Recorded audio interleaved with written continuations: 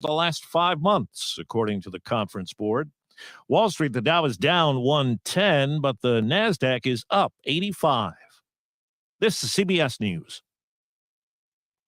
Need hires who dazzle without the hassle? You need Indeed. Their powerful platform helps you attract, interview, and hire candidates all in one place. Visit Indeed.com/credit. Looking for more local programming? Check out our website, civicmedia.us, to see our entire lineup.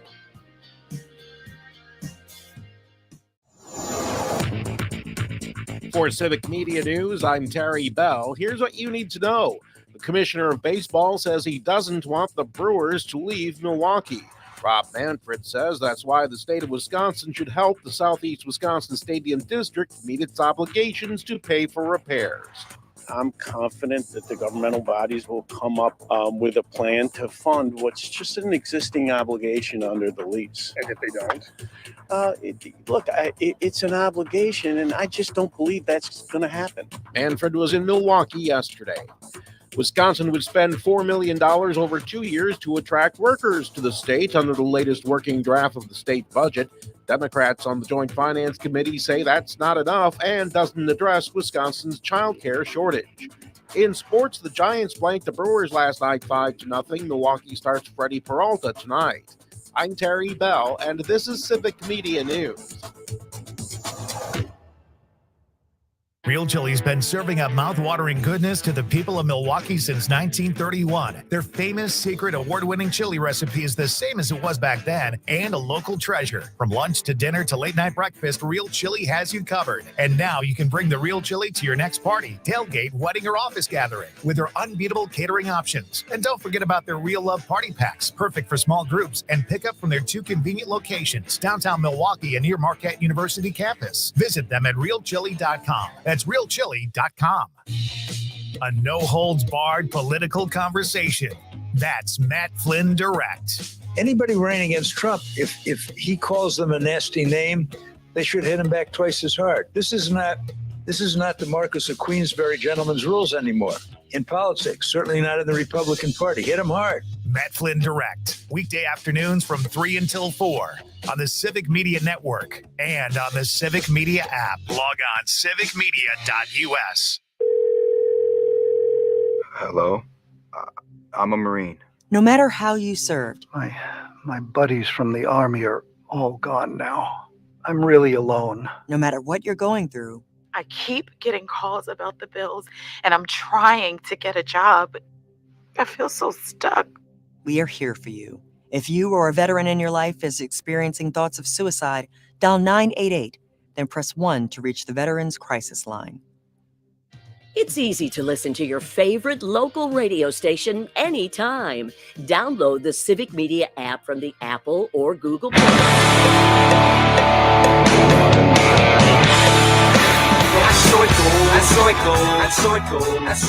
It's great to be here to speak directly to the woke mob. The liberals have basically made up this whole agenda that guacamole is made of avocados. It's not the truth. Ticked off, tee off. This is it. Scobity bobo. Scobity dog. Moving Wisconsin forward, one joke at a time. This is Kristen Bry with As Goes Wisconsin. Yada, yada, yada. Hello, Wisconsin! How comfortable would you be having treatment from a nurse, registered nurse with a lot of experience, but that nurse didn't have any oversight from an actual physician? 844-967-2789. And would you be fine with it? Is that basically a lot of times the care you get anyways, is you normally just see a nurse or a nurse practitioner, or, is that something you'd be comfortable with as long as you got treated? Or is it still very important to you that the nurse has an MD basically monitoring and having final say over the treatment you're getting from a nurse? 844-967-2789. That's 844-96-PARTY. Jane McNamara, how comfortable are you with? Because I feel like a lot of times anyone who works in hospitals, they all say that like nurses run the show. Without a doubt. They are the ones who know more about the patients. They see more patients. I think their treatment, I think they see more people in a day. They probably spend more time with patients. Yeah. And I think there's running jokes I've seen as far as, like the first year resident ever trying to override a 20-year veteran nurse and like how long, like, do they live to see another day? I don't know. And so to a certain extent, it seems like a lot of times nurses are kind of, especially tenured nurses, really know what they're doing. Yes, they didn't go to med school, but experience is experience, and you've seen a lot of things. And so should they be in lieu of physicians retiring, labor shortages, and trying to make healthcare more accessible and more efficient, should we let nurses practice, get special licenses to be able to practice without necessarily needing sign off from an MD? Well, it's not like they're going to do surgery in the office. No. No. And personally, I have a physician's assistant.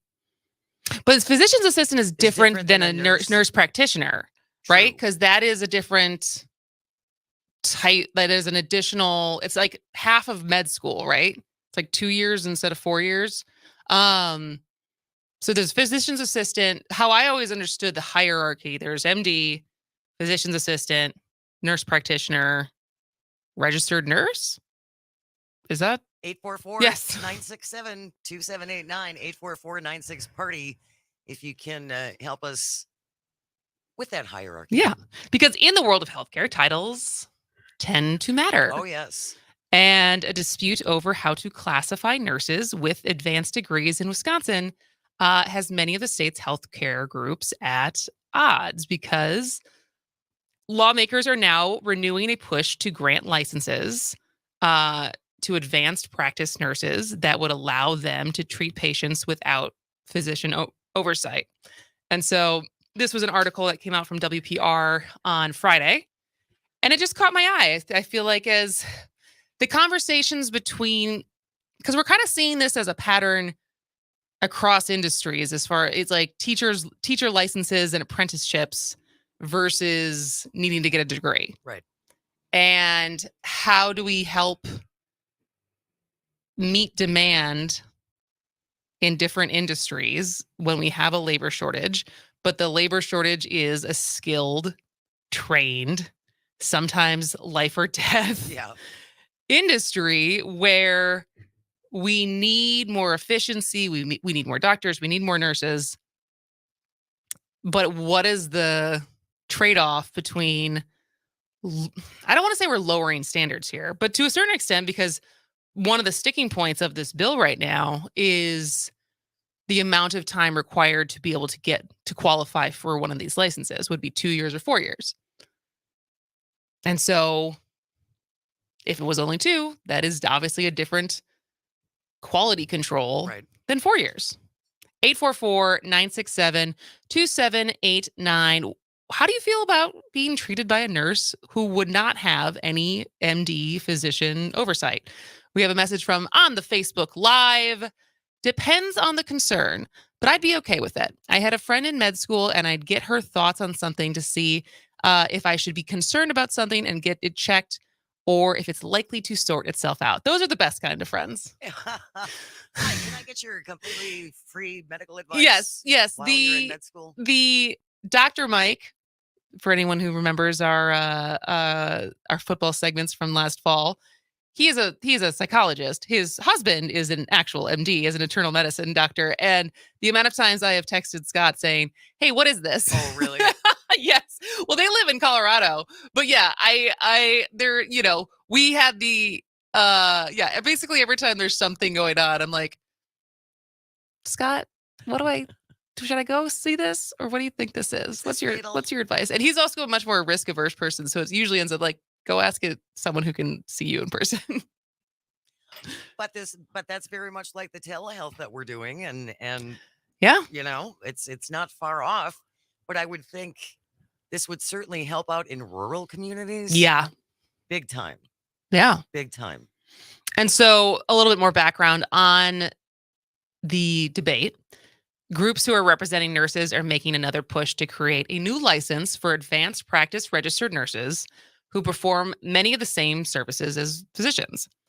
So, not surprisingly, there's different doctors groups that are opposed to this, but they're more open to it now than they have been in the past and are starting to work in an actual compromise, because this has been proposed before. Actually, it's passed before, but Tony Evers vetoed it in the last session, citing a lack of agreement in Wisconsin's medical community. But nurses are saying that the debate has taken on new urgency as a wave of physician retirements and an aging population has led to shortages of care, particularly, as you just said, Jane, in rural areas. Yeah, they're hurting. And so basically it would be a new license for advanced practice registered nurses, or APRNs, in Wisconsin. And about 8,000 nurses would qualify. And so while it spells out a variety of requirements people would have to meet for a new license, at its core, nurses who testified at a recent public hearing on the bill say one provision is key. It would mostly lift a provision in current law that requires advanced practice nurses to maintain oversight agreements with physicians. And they were saying that the oversight agreements are more than just an annoyance. Due to doctor shortages, they say it can be hard to find physicians to sign oversight agreements at some clinics, particularly in rural Wisconsin. Sure. So should a doctor suddenly leave or retire, they say it can threaten a nurse's clinic. Some doctors also charge fees that nurses argue are either too steep or unnecessary. And so I guess I go back to my question, like, depending on what the treatment is, are you comfortable having this be your access to healthcare, of seeing a nurse who doesn't necessarily have an oversight from an MD? And I would say basically anything that has to do with like urgent care, I would. Yeah, I don't have a problem with this at all. I really don't. And again, it's not like these are people performing surgeries in their office for the most part. If it's something that requires that, you are recommended then to go to a specialist, because we're just talking about general medical. Yeah. things. Well, and I'm trying to think about most physicals I ever have. Like, why can't that be a nurse instead of a doctor? And I feel like this is, I don't know if it's a no-brainer, but as far as the providing more access and not needing sign off on certain things. And I don't know, like, I'd have to learn more, I guess, about what the care that is in debate as far as what's the threshold. But yeah. But I mean, it's for diagnostic purposes primarily, right? You go to your doctor with a sore throat and they look at your throat and they take a culture and they test it and see if you have strep, or and again, if there are further steps required past that, they're going to recommend you go to a specialist. And I guess the question is, what happens with prescriptions? Because I think a physician assistant can prescribe medicine. Yes, I'm almost positive. I don't know if a nurse can. So, and maybe that is what needs there. That would be what the ability of like the oversight happens, is like the nurses can then prescribe treatment from like medication and physical therapy, and like they're using instead of just taking the symptoms, they're also then prescribing meds or something that may be the limitation of what they can do now without sign off from a doctor. And so I don't know. I mean, this kind of makes me feel like this would be a step in the right direction as far as like just making it a little bit easier and letting people get help faster. But I also understand like it's a slippery slope of, like I said before, of like teachers' assistants becoming teachers, and like in the attempt to get more people in the pipeline to become any of these professions, do we lower the standards, or are the standards arbitrary already? 844-967-2789. Would you be okay with being treated by a nurse who does not have any doctor's oversight?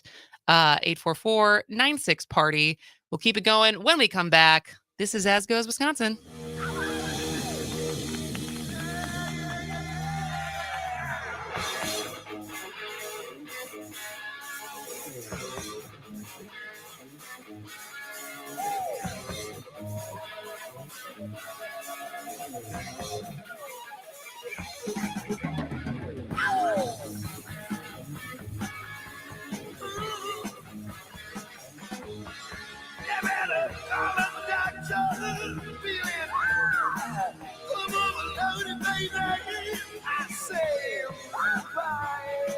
Somebody give me a doctor. Oh, yeah. Somebody give me a doctor.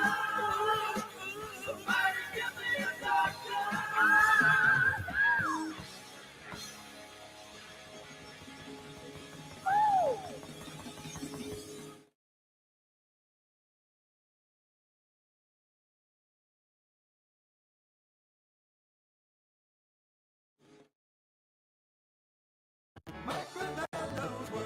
Let Mike Crivello's Camera Center help you start your family photo album by turning your digital images into gorgeous 4x6-inch prints on 2 for Tuesday. Buy one print, get the second free. Up to 100 prints. In-store only at 181st and Blue Mound. US Kids presents What to Expect When You're Expecting a Teenager.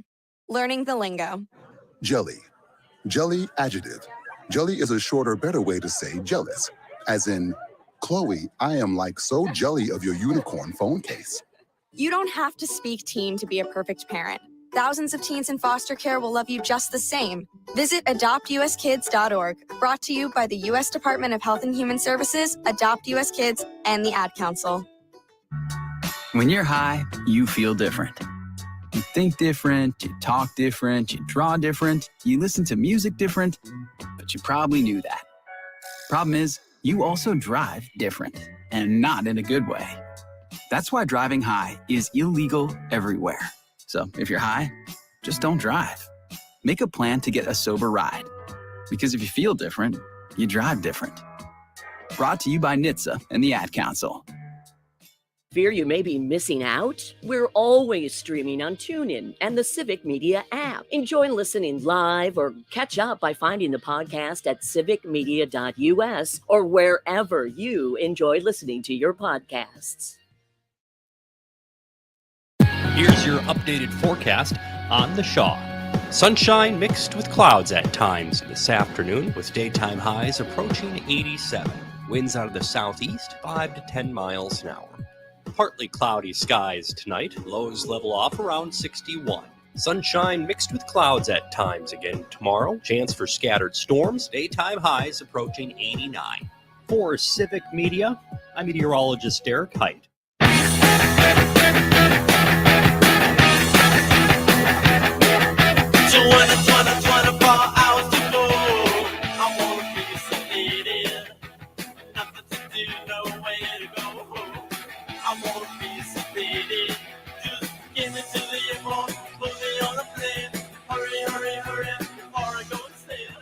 Welcome back to As Goes Wisconsin. I am Kristen Bry. She is Jane McNamara, and we are talking about a new proposal to basically allow up to 8,000 nurses in Wisconsin to provide treatment without the oversight of a doctor. And this has been kind of an ongoing debate for a while, but it looks like this is the closest it's getting to potentially passing through some sort of compromise. And, you know, this is probably a good example of what this would look like. So this is an article from WPR that covered the story last Friday. But Terry Venhouten, who's been a family nurse practitioner for 27 years, which is a very long time, yes, and was a registered nurse for another 13 years. So I think that answers our question. If she's now a nurse practitioner and she was a registered nurse, practitioner is a step up. Is a step up. So there we go. Dexter from the 541 says nurse practitioners can prescribe medications. Oh, they can. Registered nurses cannot currently. Got it. Okay. Generally speaking. And by the way, if you want to check in anytime, you can call and or text the same number, 844-967-2789. That's 844-96-PARTY. So at Terry's Rural Family Practice Clinic in Franken, she said that she performs wellness visits, physicals, and treats patients with a variety of chronic conditions from diabetes to depression. She uses diagnostic testing, including lab work, to prescribe treatment ranging from medications to physical therapy. And despite her experience and her expertise, she has to pay $1,000 a month for a physician oversight agreement. What? Yeah. $1,000 a month? Yeah. And she says, typically I spend less than 1 minute per month collaborating with my designated physician about a patient issue. And typically it's needing his signature on a patient's form, a patient he most likely has never met. Boy, that's a really good deal for $1,000. Good work if you can get it. Yeah, no kidding. My goodness. And it's interesting because then I would have to imagine that she passes that on to patients as far as the embedded cost into care. How on earth can you justify charging $1,000 a month for a minute of work? For a minute of work. That's criminal. It's super interesting to see that like that's how it works. There's basically like it's just this regulatory fee, this regulatory red tape that actually doesn't do anything. And who sets this price? I think they can set it. And what would be interesting to think is if you can shop around as the nurse or the nurse practitioner for your practice, can you shop around to different doctors and like shop for prices of like how much they're charging for their oversight authority? Why on earth not? Because yeah, if there's no standard price, like this is what it needs, this is what it costs.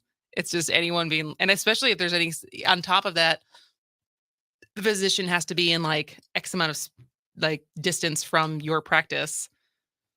And so then that's because like I would imagine maybe if you're in the Northwoods, you probably can't have a physician in Madison.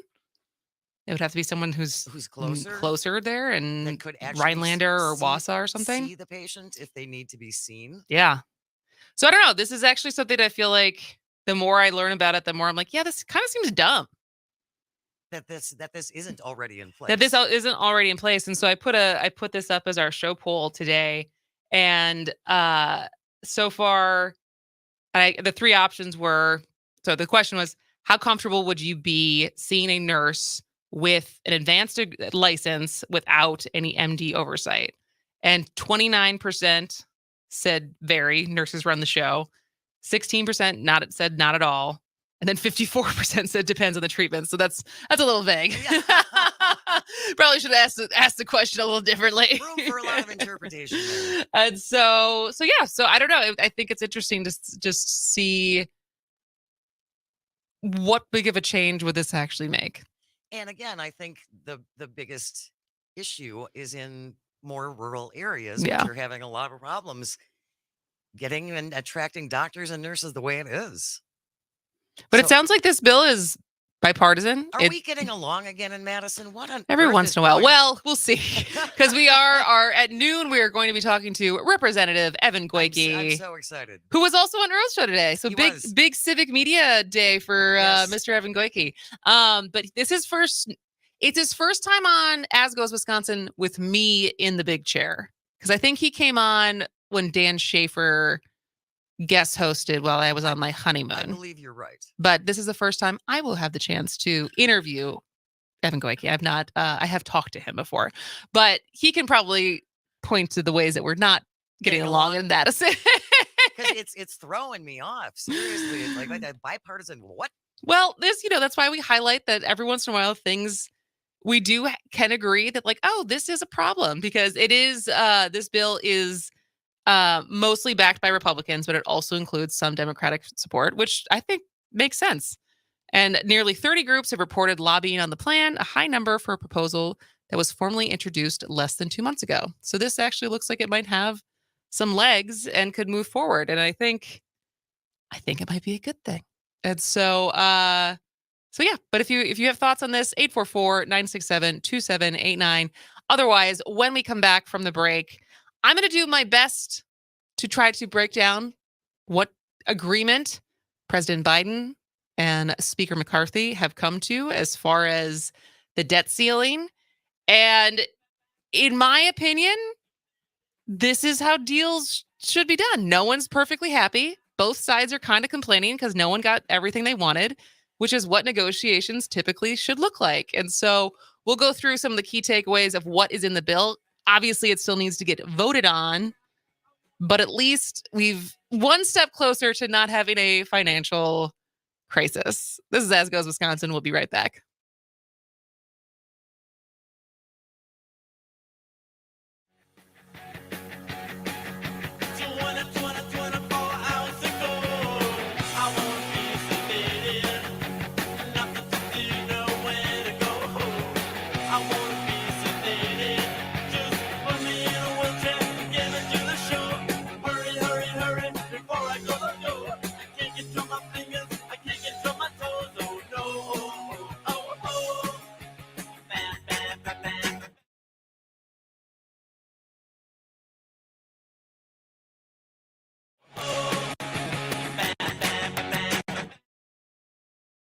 Download the Civic Media app now so you can listen to this brilliance anywhere, anytime. This is The Shaw, 540 AM and 101.1 FM, WAUK. CBS News brief. The deal struck to raise the debt ceiling is now making its way through Congress. CBS's Scott McFarland. The pivotal House Rules Committee will weigh in and consider making some changes.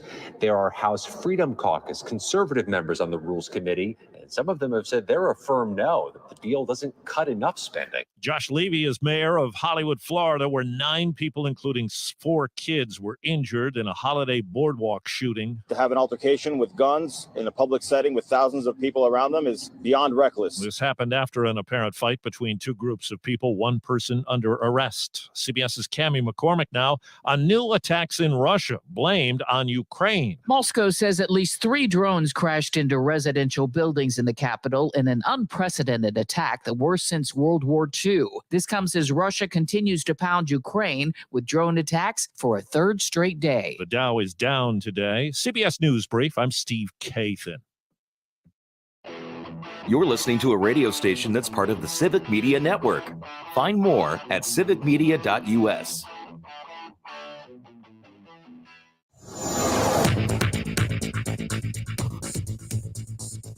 For Civic Media, I'm Jane McNamara. Here's what you need to know. Home sales are down in Wisconsin. The Wisconsin Realtors Association says existing home sales in April are down 32.5% compared to last year, largely due to a lack of inventory. And that means it remains a seller's market, with buyers facing plenty of competition and high prices. In order to get back to a more balanced state, Wisconsin would have to add 21,000 listings, more than double the number that are currently for sale. If you're going to be visiting state parks in Wisconsin this weekend, you may want to stop at less popular destinations. The DNR says it's expecting big crowds over the long weekend at Devil's Lake State Park. Alternatives include Mirror Lake, Governor Dodge, Natural Bridge State Park, Pike Lake, and the Great Sauk Trail. I'm Jane Natnair. This is Civic Media News.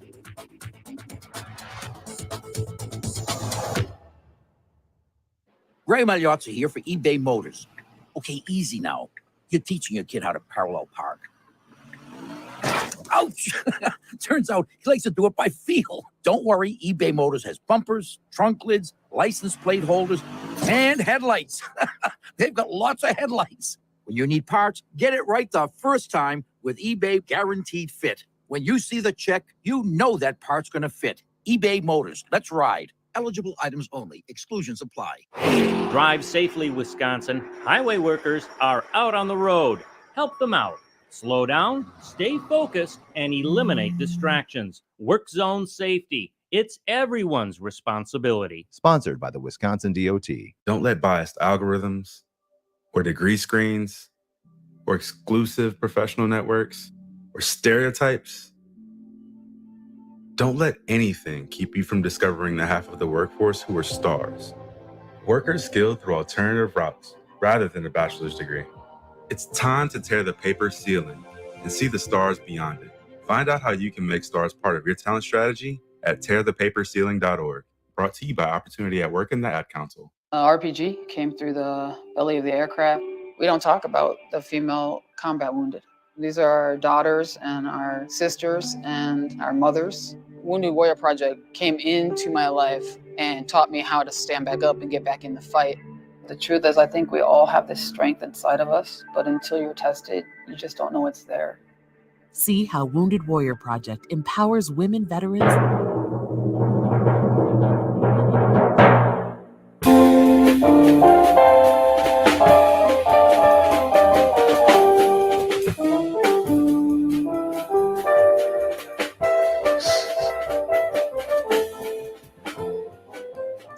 Welcome back to As Goes Wisconsin. I am Kristen Bry. She is Jane McNamara. The first couple beats of that song, I thought you were playing the Oscars music. And I was like, why? What connection is she making right now? But this is, we make a deal. It's from Let's Make a Deal. Let's Make a Deal. Yes. And the old game show. The old game show. And we have, apparently, it seems like, a little bit of a breath. But over the weekend, it sounds like President Biden reached a deal with the Republicans on the debt ceiling. And so that's a good thing. At least we have it. At least we have something to move forward with. Work off of And vote on. But just as a reminder, as a refresh, if you have not been watching this story with bated breath like so many, our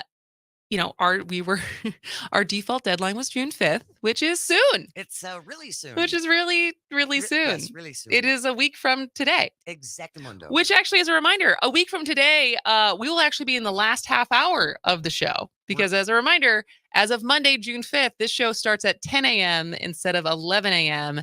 and will wrap up at noon, which is part of the Civic Media shakeup. Little restructure. But also June 5th, the default deadline. Yeah.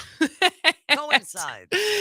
And so, Biden and the Democratic lawmakers wanted a clean raise to the debt ceiling with no budget changes, but that was never probably going to happen because Republicans, who obviously control the House, said they wouldn't get anything through unless Uncle Sam tightened up at least some of his purse strings. And so now the two sides have agreed to suspend the debt ceiling until 2025, pending approval for both chambers. After the election. That is a good key point. Yeah. So what is in this deal? Figured we kind of would go through some of the major parts of it. Give our 2 cents. If you have thoughts on this, we would love to hear from you. 844-967-2789. If you've already been following this and you like this deal, if you hate this deal, who won? Was there a winner? Is there a winner? Are we all winners just in case we don't actually default on our debt? 844-96-PARTY. Who won this negotiation? But as we go through it, if you have thoughts on specific line items of the deal that we have so far, feel free to join us. 844-96-PARTY. Text, call, or comment on the live stream. So the first key takeaway, as we just said, it raises the debt ceiling until 2025. And so it gets us through the next election and basically kicks the can down the road till we get to do this all over again. Per usual. But that was always Biden's top priority.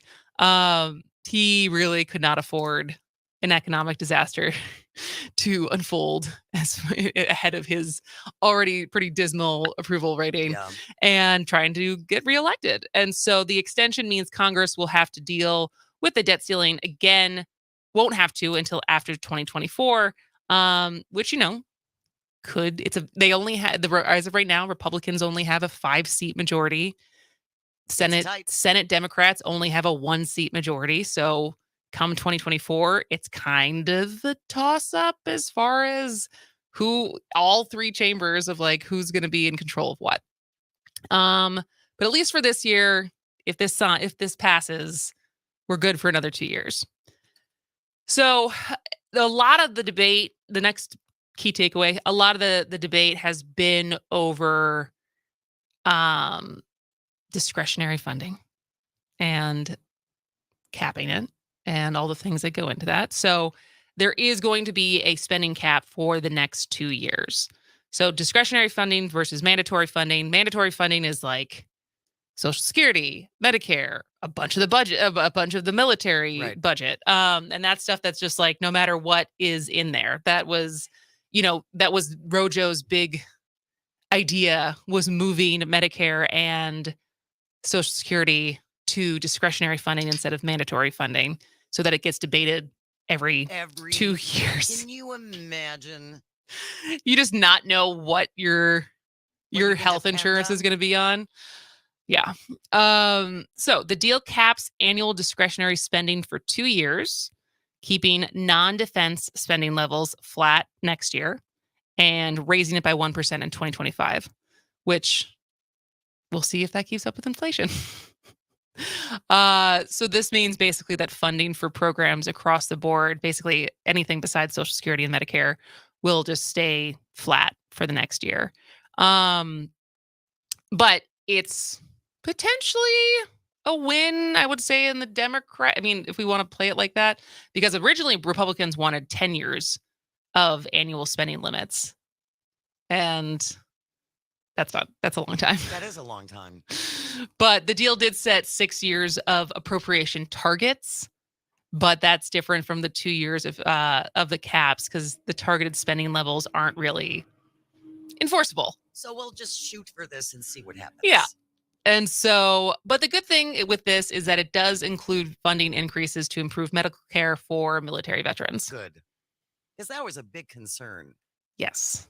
I mean, they were talking about 22% cut, which would have had huge, just devastating effects on our veterans. Well, and so it actually seems like this is so far a pretty good deal for veterans, because in the next key takeaway, there's also a stipulation that's good for the homeless and veterans. But that is something that we're familiar with because we talked a lot about this with the non-binding referendum we had in Wisconsin last fall. But there will now be new work requirement changes for food stamps and other aid. And that was a big sticking point for Republicans, although they didn't get everything they wanted with this. So for SNAP, which is food stamps, and there's going to be new work requirements for eligibility for that program. So now most able-bodied adults up to 54 years of age would have to look for at least 80 hours a month to get help. So right now it's 49. Now it would be 54. Okay. I mean, there is this perception that anyone who is receiving aid is sitting on a couch playing video games. I don't know how accurate that is. I don't know how accurate that is either. Well, and especially those 5 years. Once you turn 49, you're like, well, I'm just going to live off my food stamps and not look for work now, even though last year I had to. So now I'm going to play the video games. I've been waiting for this. I've been waiting for these 5 years where I can really, really get into it. Yeah. Start my Twitch channel. And so then the final agreement overhauls the SNAP program by setting time limits for how long adults 54 years old or younger, got it, without children can receive food stamps. But it's considered a win for the White House because it's going to expand food benefits for the homeless and veterans. Good. So that's good. But it also it has additional work requirements for recipients of the Temporary Assistance for Needy Family Program. But there are no changes to Medicaid, which Biden had put as a line in the sand that he would not support. Not going to happen. So that's good. But as Nick C. just added to the YouTube live stream, adding bureaucracy in any of these social programs always limits how much help they can deliver. Well, and it certainly complicates things, yeah. Right? It's just a complicated it's like we continue to make complicated processes more complicated. Yes. Well, and that in and of itself is a deterrent from actually seeking the the help that you need, the help that you qualify for, by making it so complicated and making it all these requirements. It's whether it's unemployment, of they just wear you down from actually. I remember this because I lost all the work, like all my freelance and all the stuff that I was making money from. And in California, at least, when everything first started for COVID, I remember trying to navigate the system, because at that point, freelancers were going to be for a short time, Right. we're going to be able to qualify for unemployment, which usually they're not. And I remember trying to, granted, I was living with my parents' house. I gave up. Did you really? Yeah. It was that much of a pain. It was that much of a pain. And granted, this is a pretty privileged statement to say. And so I know what I'm saying, because I had moved back to Wisconsin, or at least for the time being, before I had made the decision that I was going to move back for sure. I was living in my parents' house. I had some savings, and I was like, this is so convoluted, and trying to prove like what I had been making as a freelancer and like all of this different stuff. And I was like, and I'd only been in California for 6 months at that point. So even trying to then get my tax returns from New York. And I was like, how do people do this? But I'm not dumb. And I just this is so complicated. I don't want to spend my time doing this. And again, one feels like this is by design. Yes. To just wear you out and you give up. So the next two I have issues with, because if the Republicans were so worried about the deficit, you'd think that this wouldn't be a hard line for them, because it's money that would actually increase revenues. If it was a deficit, because they want to cut spending, but if they really wanted to attack the deficit, I don't know if these two things would be sticking points for them. And yet, this is part of the concession. So the first one is clawbacks on some IRS funding. So if you remember last year, with all of the 87,000 IRS agents who were coming to get you. For you. They were going to audit you specifically and your hardworking dollars, not the billionaires and millionaires who are evading taxes. This deal is going to reallocate $20 billion of the $80 billion that the IRS we're going to get in new funding. So now they get $60 billion. So there's $20 billion back, but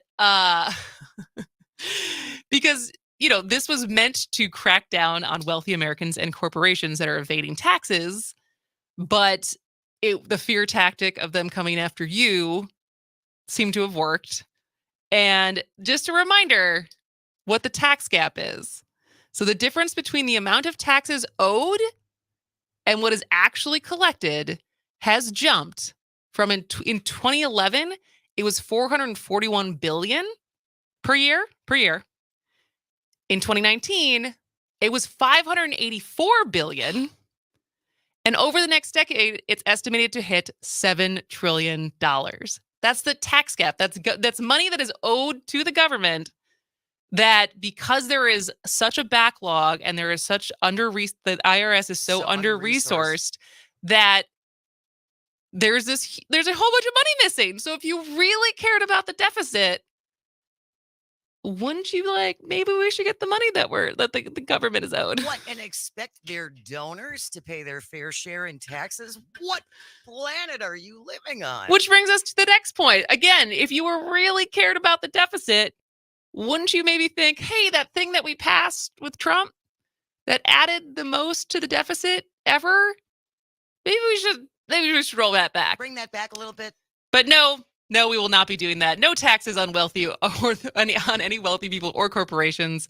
Biden wanted to increase revenue by rolling back former President Donald Trump's 2017 tax cuts on the wealthiest Americans and corporations and ending tax loopholes, but it's not going to do that. We got to protect our wealthy, at all. Kristen. They're a rare species who are struggling. Struggle bus. Terrible.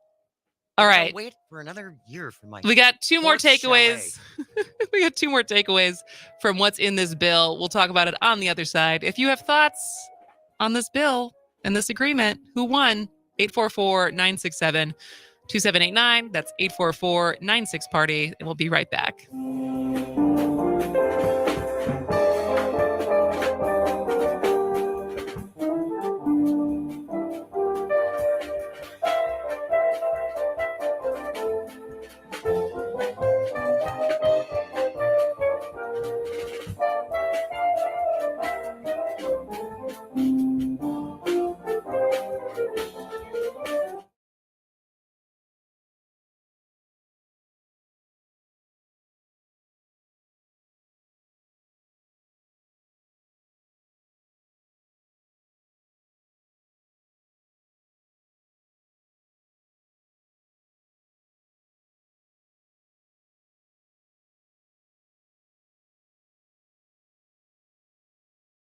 Staff are both qualified and caring, not to mention highly trained in partnering with you on your healing journey. Make an appointment today at wellpointcare.org. They serve all ages, infants, children, and adults. Both in-person and virtual services are available. Learn more at wellpointcare.org.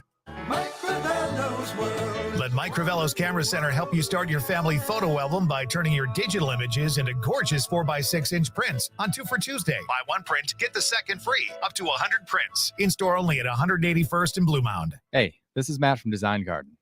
Remember when the internet was new? Back then, you had to leave your house to start a business. Companies used to pay programmers bags of cash to get online.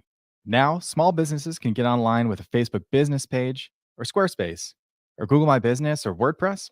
But which tools should you use? Can you afford to go down the wrong path? Design Garden uses modern tools to build your website the right way. Find us online at design.garden. Again, that's design.garden. Missed your favorite show live on air? It's easy to find what you enjoy wherever you listen to podcasts, including Spotify, Apple, and Google Podcasts. And we're always streaming on TuneIn and the Civic Media app. Here's your updated forecast on the Shaw. Partly cloudy this afternoon with a high of 87. Southeasterly winds 5 to 10 miles an hour. Lows dip down to about 61. Tonight, partly cloudy skies. A mix of clouds and sun again tomorrow. Chance for scattered thunderstorms, 89. Upper 80s Thursday and Friday with thunderstorms both days. For Civic Media, I'm meteorologist Derek Height. Currently, it's 81 degrees.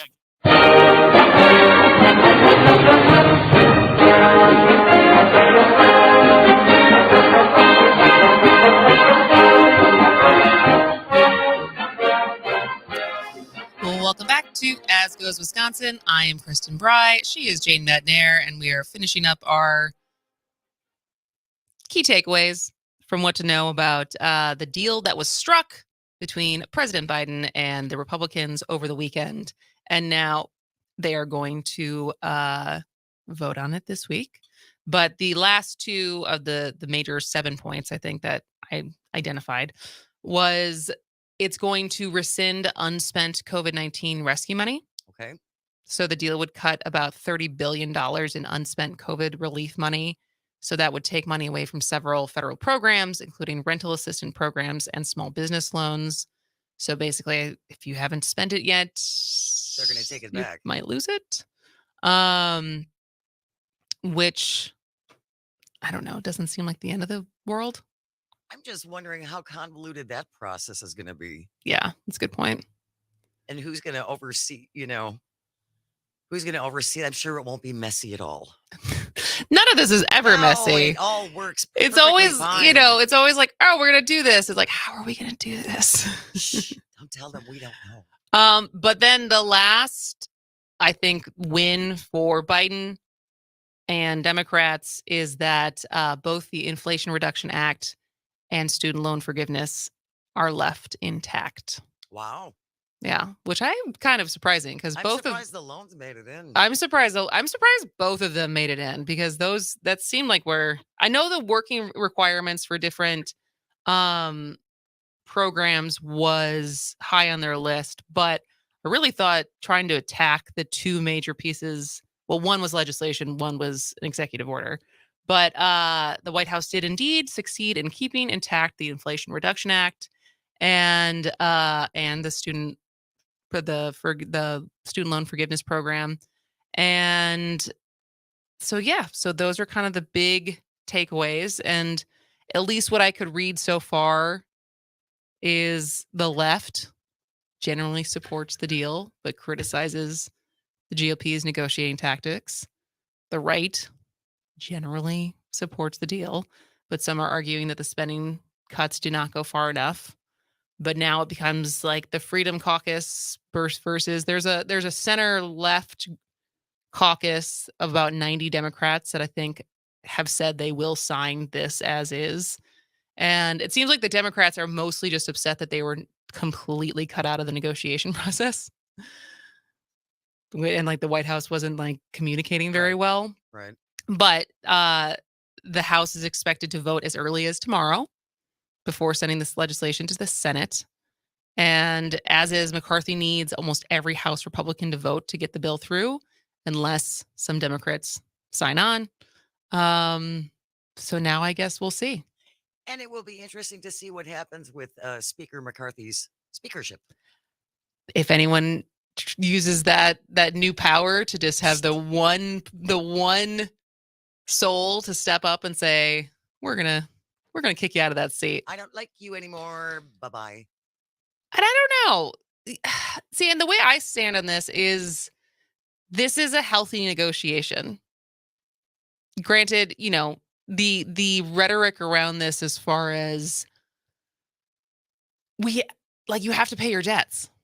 Like these are conversations around the budget, but like this is such a stupid, dramatic cycle that we go through as the fact that we even have this as a negotiating chip every 2 years to hold the whole country hostage. Not only the whole country, basically like the global economy hostage based on, political whims is dumb, is really, really dumb.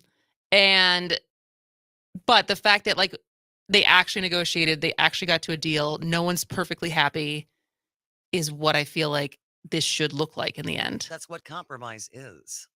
So we'll see if it actually gets passed. People seem confident. Let's hope so. Let's hope so.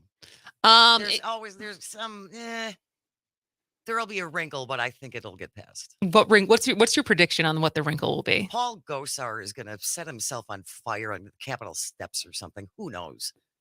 It's going to be one of those people. One of those. Matt Gaetz. Sure. He's too vain. He would never set himself on fire. That's true. That's a good point. In other news, did you know that Wisconsin had a birthday yesterday? I did not. I didn't get anything. You didn't get anything for Wisconsin? No. Oh my gosh, you are a bad friend. I am a bad friend. But happy belated birthday, Wisconsin. How old are we? We are 175. And looking darn good. Well, sometimes. It depends on the day. Yeah. It's the lighting, Kristen. It's the lighting. When you get to be 175. In these days, the lighting these days, magnificent. Yes. The weather over the weekend. It's perfect. These are the days where Wisconsin looks just wonderful. Other times of the year, other times, figuratively, 175 doesn't look as good as Wisconsin. Maybe in January. Okay. But yes, we are 175 years young. And we officially became the country's 30th state in 1848. Okay. And the first Wisconsin Constitutional Convention was convened in October 1846. The first draft included the right for African American men to vote, permitted married women to own property, and allowed for state banks. This draft was rejected by voters in 1847. I was going to say, wait, what? But so we were progressive even back then. There were some progressive people who didn't want us to be that way. Yeah. But yeah, and so it was kind of funny. Todd Alba was talking about this on his show, that there wasn't a lot of fanfare, and I don't know if it was because it fell on Memorial Day, but I feel like in times where we turned 150, it was a much bigger celebration, and granted, I'm trying to do this new thing on the weekends where I stay off my phone and actually take a break until I have to be working. So not just scrolling through social media and all the time. And so I was not as up to date, but even with the little bit that I did, like I didn't really see much. I didn't see much posted as far as Happy Birthday Wisconsin. No. Charlie Barron's, I don't think, did a video. Wow. Oh, missed opportunity. But We'll make it up to Wisconsin next year. But that, I don't know. That doesn't roll off the tongue as well. 176. But yeah, and so I actually now have to look it up because I tweeted out this morning, and Greg actually said it before. We've been talking about making shirts for this one's now called something different. Terquat Centennial. Wait, I thought it was a semi. I don't know. There's mixed signals on what this anniversary is called or birthday is called. It's 176. No, it's 5th. Oh, 5th. I'm sorry, I'm aging her. All right, when we come back, Representative Evan Goyke will be here. Stick around. This is As Goes Wisconsin.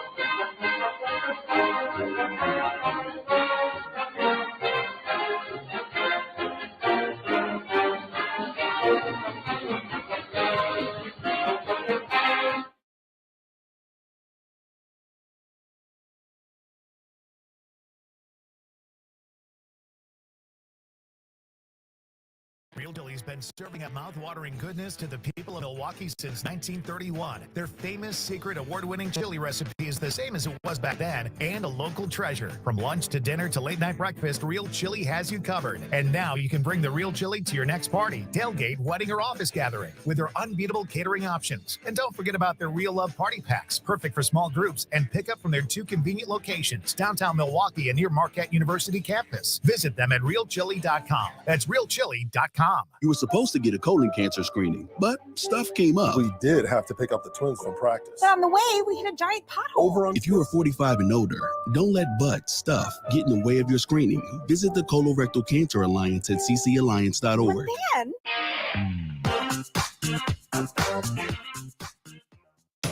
You are listening to The Shaw, WAUK 540 AM Jackson, W266DR Waukesha, and always streaming on the Civic Media app. This is CBS News on the Hour, sponsored by Steel. I'm Steve Kathan. The next phase of the debt ceiling story is playing out this week on Capitol Hill. CBS's Nicole Killian has more on the future of the deal struck by the White House and House Speaker. Several hardliners are threatening to scuttle the bill, which faces its first test this afternoon when it comes up for a vote in the GOP-dominated Rules Committee. Texas's Chip Roy sits on the panel and is a firm no. So I'm going to be making that loud and clear to my Republican colleagues that this is not a deal that we should be taking. A federal court has cleared the way for Purdue Pharma to settle thousands of legal claims tied to the opioid crisis. Purdue makes OxyContin. It overturned bankruptcy court protections for the owners of the company, members of the Sackler family.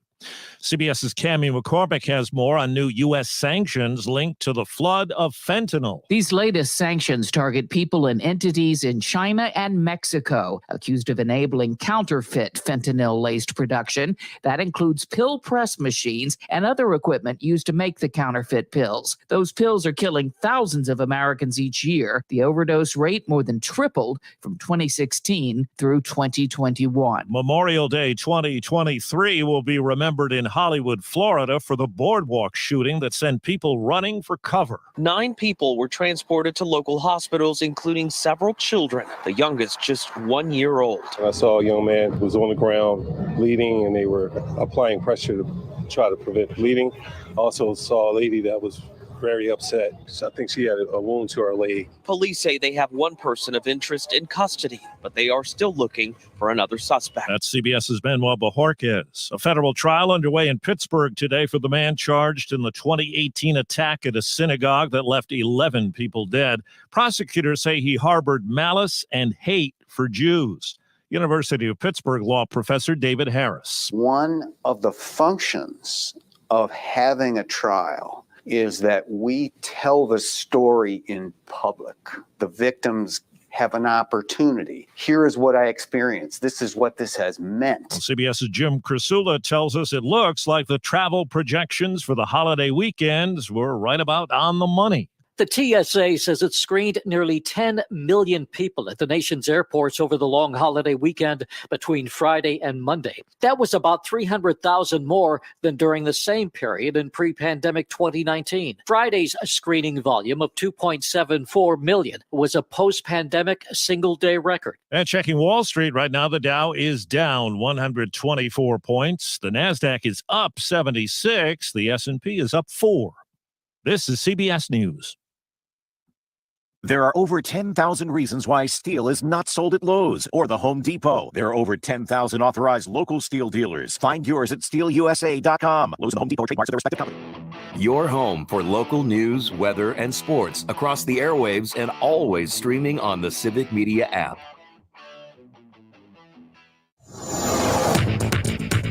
For Civic Media News, I'm Terry Bell. Here's what you need to know. Authorities still aren't saying why a train jumped the tracks in Devils Lake State Park near Baraboo Sunday.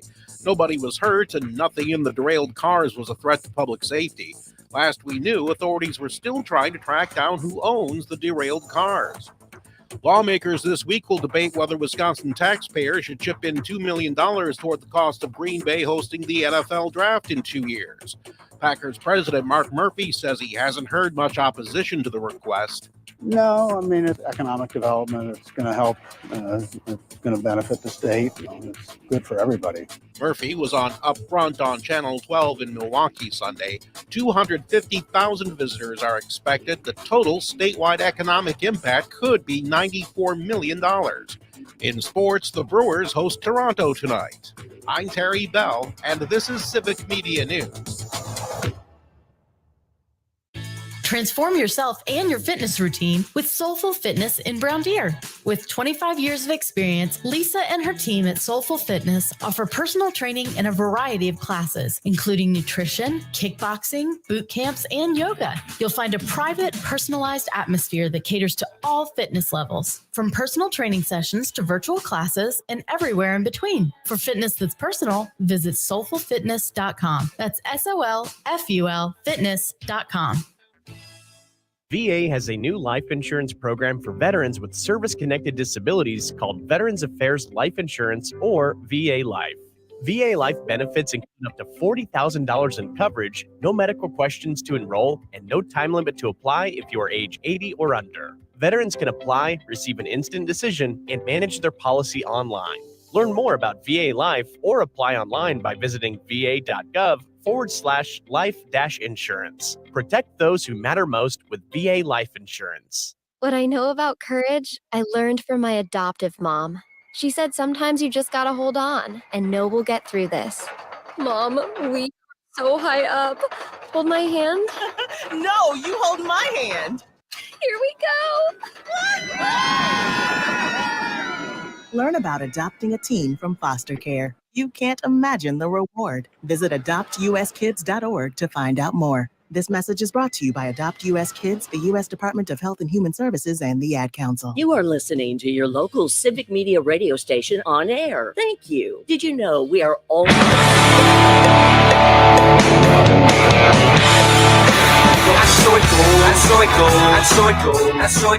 This is the time of the show where we're going to plug the Civic Media app.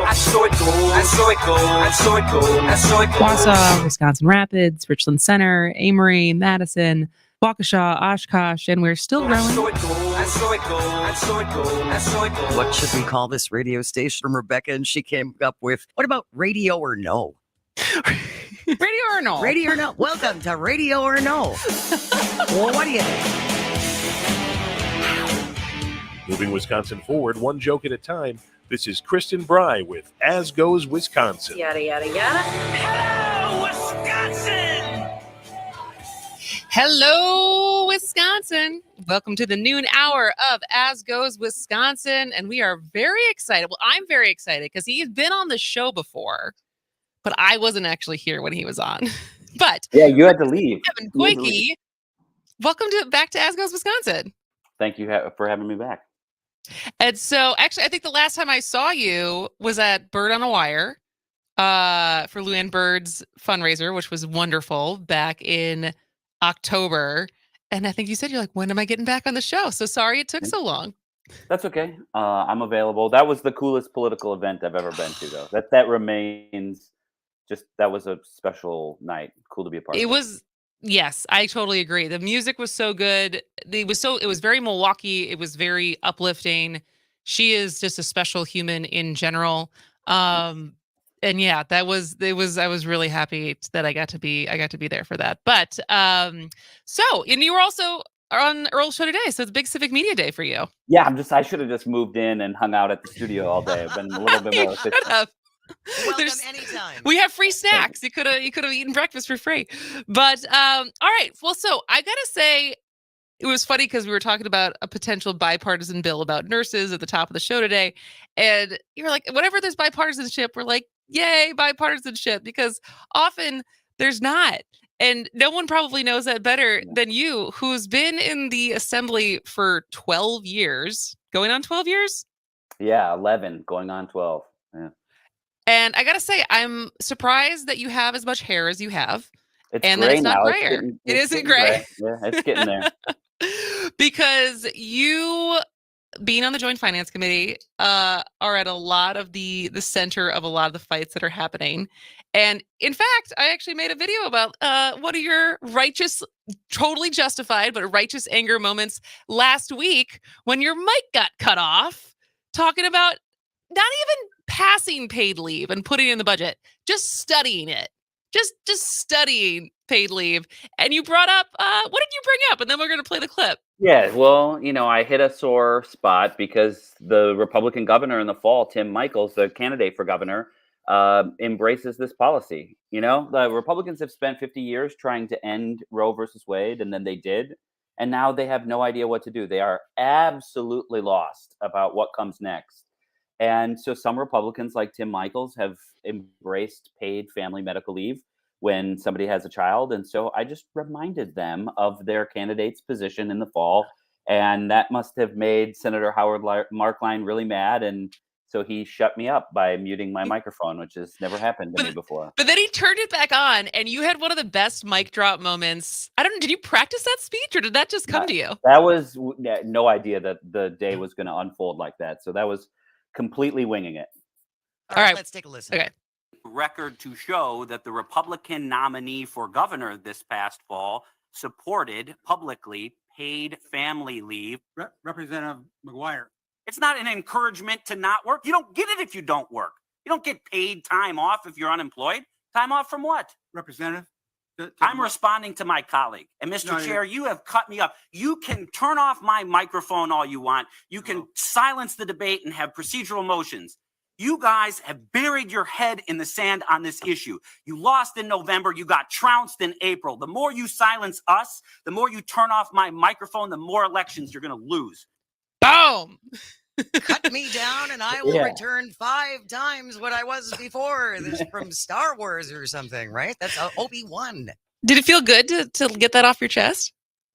Well, yeah, it always feels good to get something like that off your chest. But I guess it's appropriate to thank Senator Howard Markline for what he did, because in response, more people are learning about the actual policy. Yep. I mean, remember, a speech feels good, but we lost, right? Yeah. The more important thing is making progress towards enacting public policy that will help hundreds of thousands of families in Wisconsin. So I am grateful that he got very upset and turned off my microphone and got me really upset so that I could yell a lot so that we could have this conversation about how creating what is in essence an insurance program. Yep. It's much like unemployment compensation or Social Security, where workers can earn and set aside their a portion of their wages, and employers pay a small amount as well, so that when people grow their family or get sick or care for a loved one, they can do so with paid time off. It's a hugely important policy. I totally agree. And you're right. I mean, sometimes that is the march towards actually getting something done is just the continued awareness over it. And a viral video helps. That's exactly right. And the more that gets spread and the more, it really isn't about yelling or having a mic muted. It's about the Republicans' unwillingness to actually have a policy debate about what they have fought and got a policy where women have to give birth if they're pregnant. So what's our responsibility after that? What do we do now in a post Dobbs world? And some Republicans support this policy, and as a Democrat, I do too. So let's go. Let's get it done. I totally agree. Well, one of the things we've talked a lot about this show, also having to do with having children, which is not dead yet, unless you have an update for us, is the Child Care Counts program, and potentially having some funding in the state budget to ensure that we just stay at the status quo, let alone help where we're at with childcare. And as I've talked about on this show many times, this is an issue that is going to become very immediate and personal for me very soon. And I still need to get on some wait lists. But where are we as far as any updates that you can say as far as how are Republicans at least understanding the childcare situation? Somewhat, Thursday. Okay. So that the clip you played was from Tuesday of last week. Then Thursday we had a debate really around childcare, and there was some commentary that was at least signaled that some Republicans understand that there needs to be a state involvement and subsidy to keep childcare centers open. There were also some words exchanged that gives me an indication that they're not going to meet the mark set by the governor. The governor has, in his proposed budget, allocated $340 million. And so I think you're starting to see Republicans are going to do something. That something probably will not meet the need, and it probably will not, fall short of the governor's mark. But, I guess a step forward is positive. And just is an additional indicator, when the budget debate began, the Republicans on Joint Finance removed over 500 items that can't come back up again. One of those was paid leave, which is why Senator Markline turned off my microphone. But interestingly, child care counts was not on that list. It was not removed in that initial wave, and so that means it may indicate action on it at a later date. We're talking to State Representative Evan Goyke of the Milwaukee area about kind of just state budget stuff in general and the sausage making process that he is privy to. So I guess because we've talked about that a fair amount as far as the 500 different issues that will not be included in the budget. Besides that, childcare is still alive, depending on how much will actually be allocated towards it. What other issues are still alive that you think there's some bipartisan agreement on? Well, I think we have to increase funding for our public schools. The last budget gave a $0 increase in spendable money, and I think there's a recognition across the aisle that has to happen. This coming Thursday, where part of our agenda is on the Public Service Commission, which administers broadband expansion grants. So I think, historically there's been some bipartisanship there. As also Thursday is debates about our building, what's called the capital budget, the state building plan. And that largely centers around our University of Wisconsin campuses. And the governor's suggested we put a lot of this one-time surplus cash into building these buildings, essentially buying a house but not having a mortgage. And the Republicans have indicated some support to that. And I'm hopeful that they'll follow the governor's lead, put a large amount of one-time cash into these building projects, and we'll have a more robust building budget than we've had in the last couple of budgets.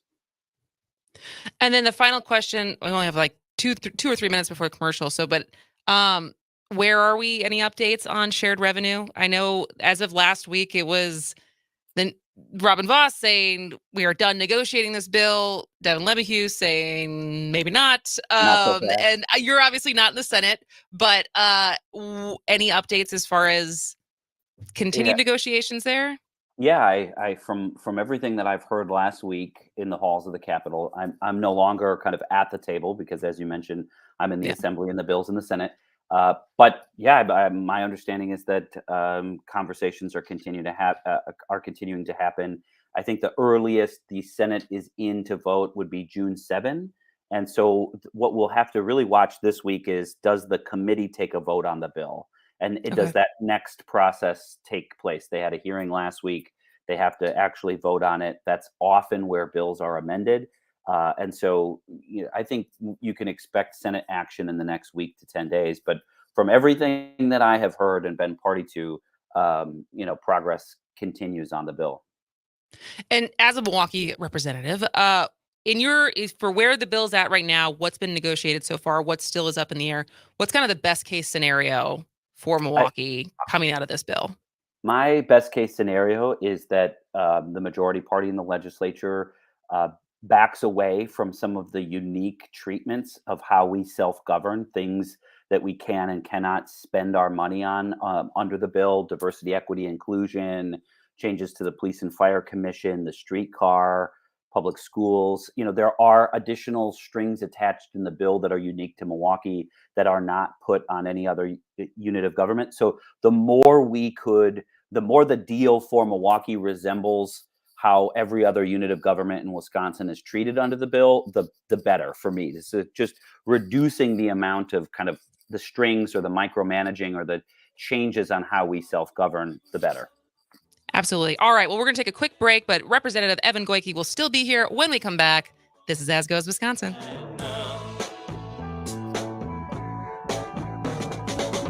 Come on, people now. Smile on your brother. Everybody get together. Try to love one another right now. I said, come on, people now. Smile on your brother. Everybody get together. Try to love one another right now. Right now. Right now.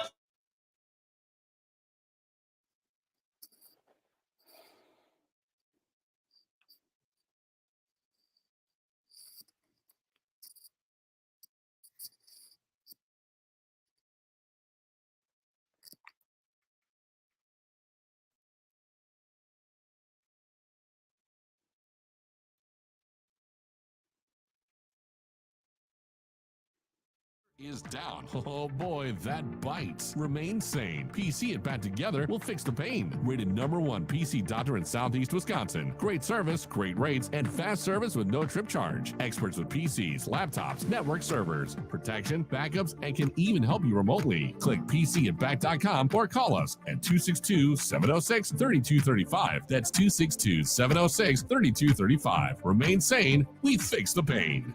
We're all familiar with the 3 whats. What is it? What can it do for me? And what does it cost? At Country Financial, we can help you find the answers with insurance coverage to help protect what's most important to you, all at a price you can afford. So while you're juggling work and kids while trying to keep an eye on your future, we'll make sure we're one of the first ones there when you need us most. What should you do next? Call Matthew Holbrook, your Country Financial representative, at 414-332-2137 and chat about your insurance needs today. 414-332-2137. Thank you for listening to your local Civic Media radio station on air. Now join us anytime by finding and following our Twitter, Facebook, or Instagram pages. You'll also find social media links for your favorite shows and hosts on our website, civicmedia.us. Here's your updated forecast on the Shaw. Partly cloudy this afternoon with a high of 87. Southeasterly winds 5 to 10 miles an hour.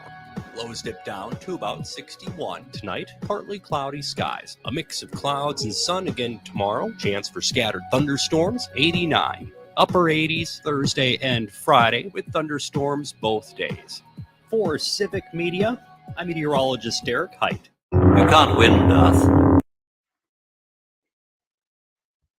If you strike me down, I shall become more powerful than you can possibly imagine.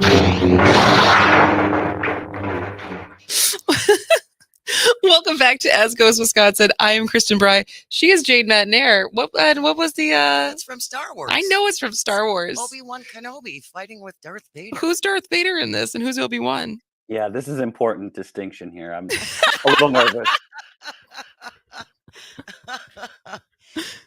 Our representative is Obi-Wan. Of course, our representative Evan Goyke, please. And our guest, our esteemed guest. I'm done. I'm done. Can I be done now? This is it. I have reached the pinnacle of my political career. I do love. I'm done.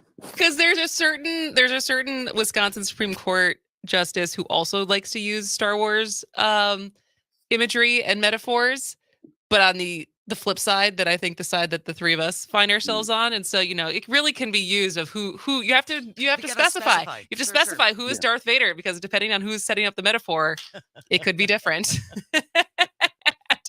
All right, like I said, Thank you, Jane.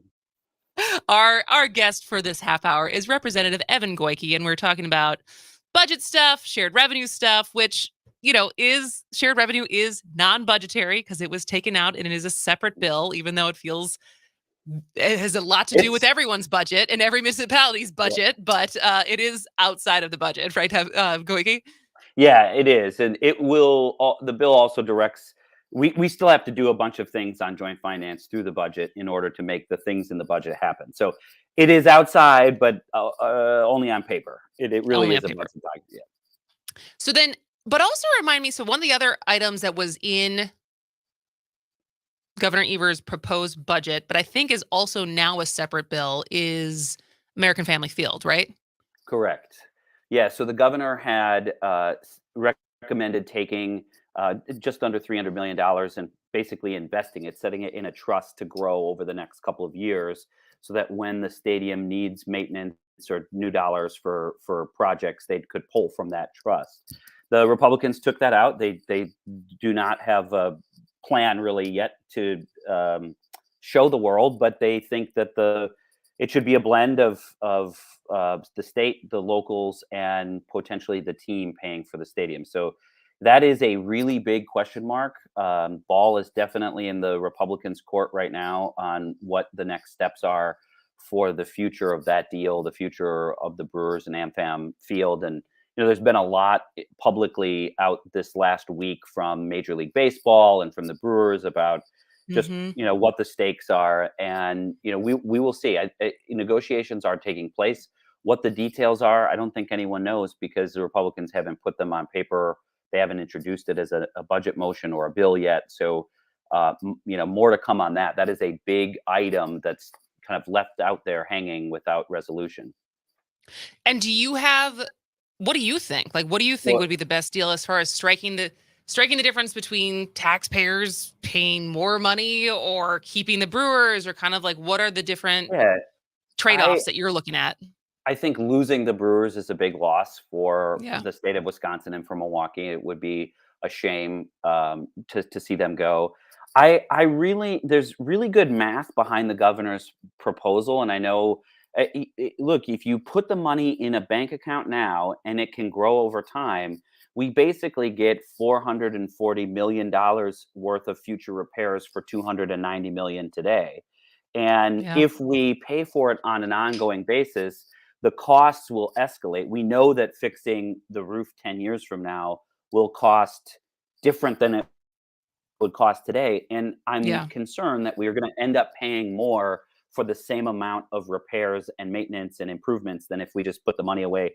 We still have $6.9 billion surplus. So let's just use some of it. It's not a small amount of money, but I do support the governor's position in large part because it's the cheapest way to ensure the team is here for the next 20 minutes or 20 years, and that the or maybe 20 minutes. Yeah, or maybe 20 minutes. Let's hope not. The next 20 years or more. And frankly, it just takes all the question mark out of it, right? It just let's wrap it up and get them to yes and put the whole thing in a posture moving forward that's resolved. And that's actually interesting. You're the first one who's said it in that plain of language, as far as like, oh, let's take advantage of compound interest and the high interest rates we have right now, because the Fed keeps trying to slow down inflation, and actually be able to use this money not in perpetuity, but for a while. And I don't know if that part of his deal is advertised as much, as far as why that kind of is smart math. It's the nerdiest, wonkiest part of the deal, but just think about it. Put the money. We have a lot of cash now. This could be a one-time expenditure. Put it in the bank, lock it up. By the time the Brewers start drawing down $290 million is a lot more than I have in any kind of bank account. So, so that's the interest. Like, I can't. You've been in the legislature for 11 years. You're not a millionaire yet. I'm not a millionaire yet. No. I am. It's pretty rough here in the assembly. But no, it is the smartest financial way to solve the problem, in my estimation, because it actually it takes advantage of the power of compound interest. Absolutely. All right. Well, we're going to have you back as these negotiations progress and develop. But then also, because we didn't even get to touch on the fact that you're going to be running for a different office next year. And so we'll have to have you back to talk about city attorney. We'll have you, and we'll have you back in a shorter period of time than the last time I saw you, I promise. Okay, yeah, let's not wait 6 months. I would love to come back. I'm a candidate for city attorney in April of 2024 in the city of Milwaukee. So would love to come back and talk about that important election. That very important election, because that's that office right now. All right, different topic, different day. Representative Evan Goyke, thank you for coming on and spending time with us. We'll talk to you soon. Thank you both. All right, we're going to take a break. When we come back, would you get a brain chip? I don't know. Depends on what it would do, but I'm leaning towards yes. We'll ask that question when we come back. This is As Goes Wisconsin. They wouldn't have you in the Why can't we be friends? Why can't we be friends? Why can't we be friends? Why can't we be friends? Why can't we be friends? I want to be your friend. Why can't we be friends? I want to be your friend. Why can't we be friends? Why can't we be friends? Why can't we be friends? Why can't we be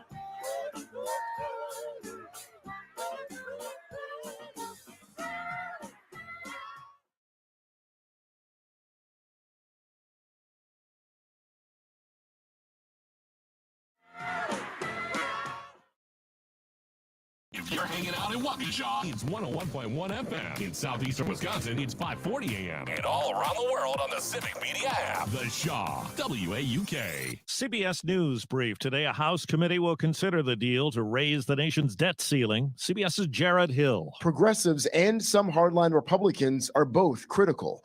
Members of the Conservative Freedom Caucus wanted deeper spending cuts and are threatening to vote no. We just heard from the mayor of Davenport, Iowa, Mike Mattson, after the partial collapse of a 6-story apartment building over the weekend. We understand that this is an unthinkable situation, especially for the families that are involved and impacted by this event. 5 people unaccounted for, he says. 2 may still be inside the building. 9 people hurt, including 4 children, one of them a year old, in a shooting yesterday on a boardwalk in Hollywood, Florida. I saw a young man was on the ground bleeding, and they were applying pressure to try to prevent the bleeding. At least 1 person under arrest, according to police. Other suspects sought. CBS News Brief. I'm Steve Kathan. The Civic Media Network of radio stations across Wisconsin. We are your hometown radio, refreshed.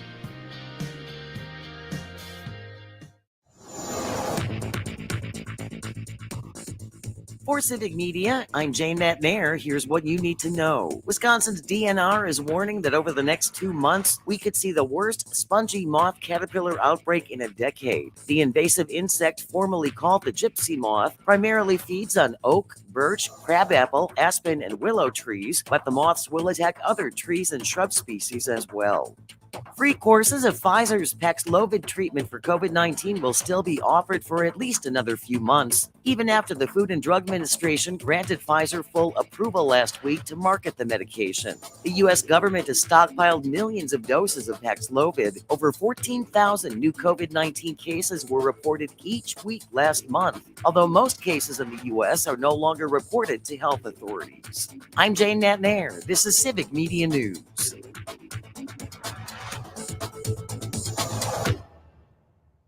Real Chili's been serving up mouth-watering goodness to the people of Milwaukee since 1931. Their famous secret award-winning chili recipe is the same as it was back then and a local treasure. From lunch to dinner to late-night breakfast, Real Chili has you covered. And now you can bring the Real Chili to your next party, tailgate, wedding, or office gathering with their unbeatable catering options. And don't forget about their Real Love Party Packs, perfect for small groups, and pick up from their 2 convenient locations, downtown Milwaukee and near Marquette University campus. Visit them at realchili.com. That's realchili.com. CharityBearns.com. Hey everybody, how we doing? I'm Charlie Bearns, inviting you to join me Saturdays and or Sundays at noon. It's a horse apiece, whatever you decide. We're doing the Cripes Cast, where we talk to people for and or from the Midwest, and it's more fun than a six-pack of Jolly Good. Okay, the pride of Random Lake, that Jolly Good is. Anyway, it's on your Civic Media station and the Civic Media app. And do me a favor, tell your folks I says hi. Okay, real good. Direct from the Dairy State, it's Sharp Cheddar Weekends, a 3-hour block of Wisconsin-produced radio, Saturdays and Sundays from 11 a.m. till 2 p.m., featuring Raised in Wisco with Joe Clayfish and Danielle Thurman, the Cripes Cast with Charlie Bearns, and Under the Helmet with the Gravedigger, Gilbert Brown. You can enjoy it by the slice or enjoy the whole darn thing. Sharp Cheddar Weekends is radio so fresh, it squeaks. Listen in on the Civic Media station or on the app. You are never far away from your favorite local radio station. We're always streaming on TuneIn and the Civic Media app, and we invite you to get social with us by following our... I'm your brain, part of the central nervous system. Your cranium's my home, and if you want to learn, then listen. I'm the boss of all the functions in your body. I weigh about 3 pounds, but I'm the... Welcome back to As Goes Wisconsin. I am Kristen Bry. She is Jane McNamara. And would you get a brain chip? And if you did, what would you want it to do? 844-967-2789. Would you get a brain chip? And what would you want it to do? 844-96-PARTY. Jane.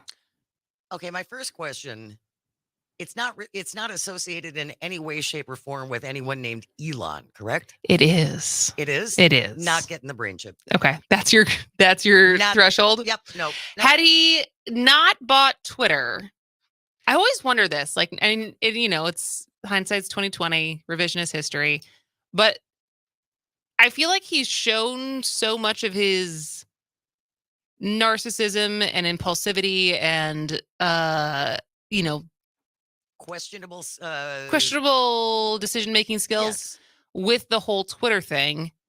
Because prior to that, he was eccentric and he had some weird Twitter takes, but the things he was working on were revolutionary, like brain chips and going to space and revolutionizing how we do cars and stuff. And I know the argument is he didn't start those companies. It's other people. He was funding them. But regardless, what he was associated with, his brand was associated with stuff that was really world changing. And now it feels like he's been just branded with all of the Twitter nonsense. But because you take him out of this, and this is really cutting edge, could be incredible science. Yeah, so it is. So basically the story behind this question, but again, we do want to hear, would you get a brain chip?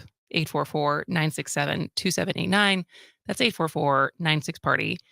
Is last week, Elon Musk's brain implant company, Neuralink, said that the FDA gave it the okay to launch its first in-human clinical trial. Okay. So Neuralink designs fully implantable chips that could allow people to control a computer or mobile device with their brain. The idea is to help paralyzed people walk again and potentially cure other neurological injuries or diseases. So it's not just superpower stuff. Because what I would want it for is memory recall. I'm make me funnier. Be a Wikipedia in my brain. That's not what it's for.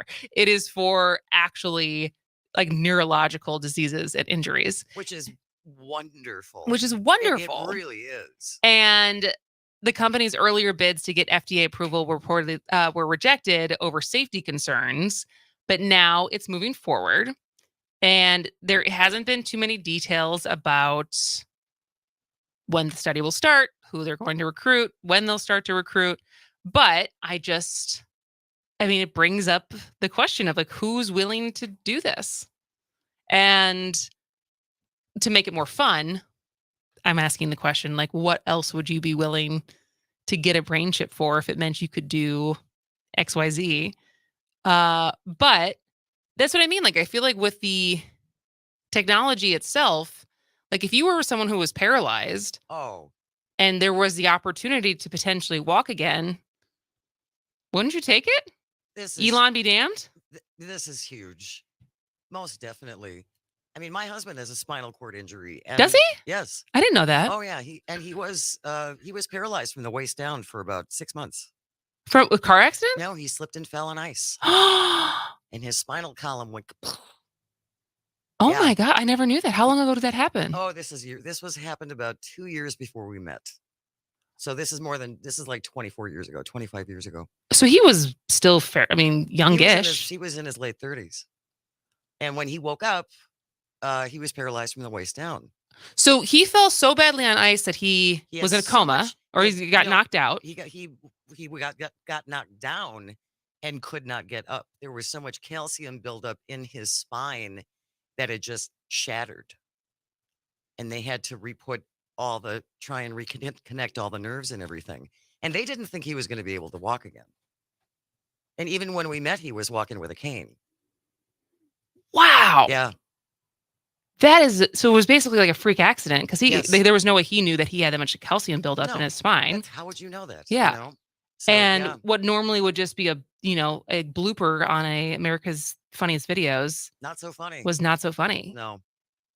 And so for him to start to like learn to walk again was physical therapy. It was the water therapy specifically that he has said that changed the course for him. Without that water therapy, he probably would still be in a wheelchair. Wow, I had no idea. Yeah, and then his goal once we got engaged was to lose the cane by the time we got married, and he did. Look at that. Yeah, and he still has a slightly awkward gait, and he's not terribly bendy. So you're the one bending over doing the yard work, and he's not very twisty and bendy. Which he can push a lawnmower, but he can't mulch. He can lift things, but the rest of it is yoga's out. Let's just say that yoga's pretty much out. Wow, I had no idea. So yeah, I mean, I guess, and in that situation, do you think, if you have to speak for him, had the water therapy not worked and the technology was there, do you think he would have gotten a brain chip? I do. Yeah, I really do. I mean, don't forget, he was a soccer player. He was a soccer coach. I didn't know that either. Paul, just so this fascinating British man that I know so little about. That's how he ended up in the U.S. He was coaching soccer. And I think, but that's what I mean. Like, I feel like because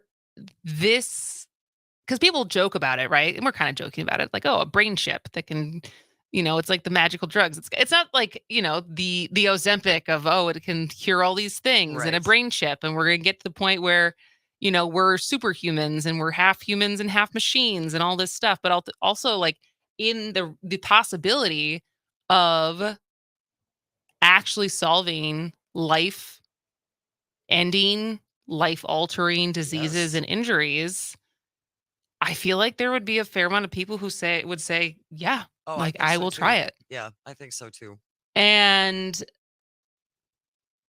so I think it's a good thing.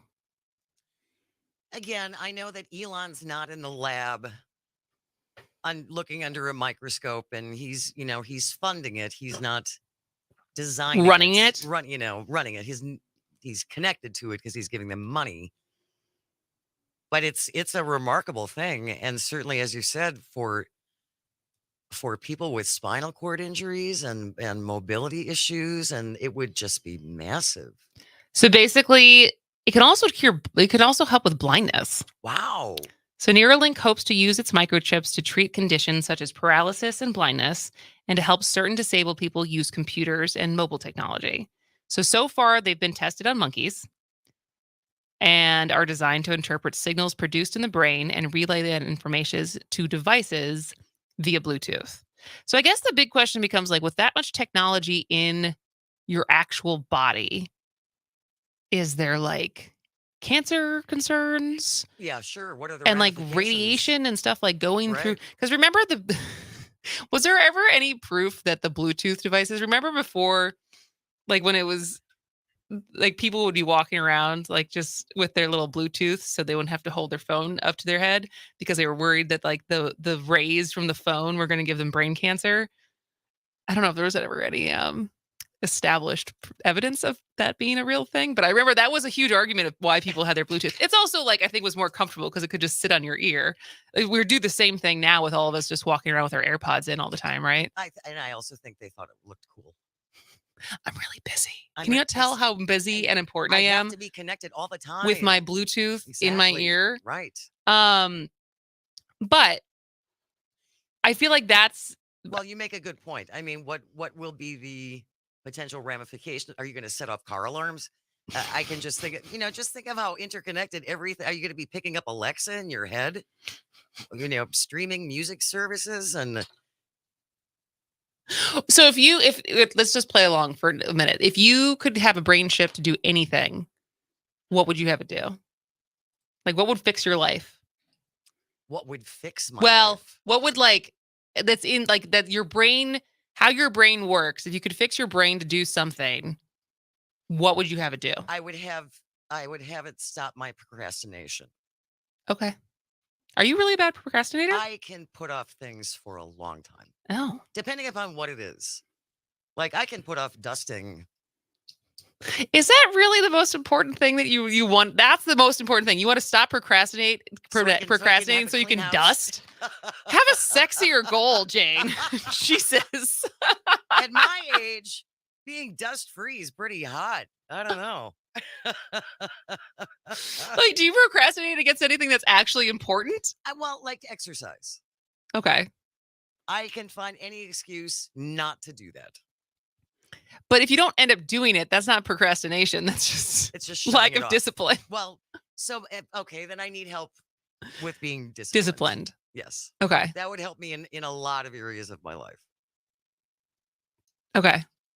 I feel like there's other things you could do besides a brain chip. You could just have me bully you every day into working out. That would never work.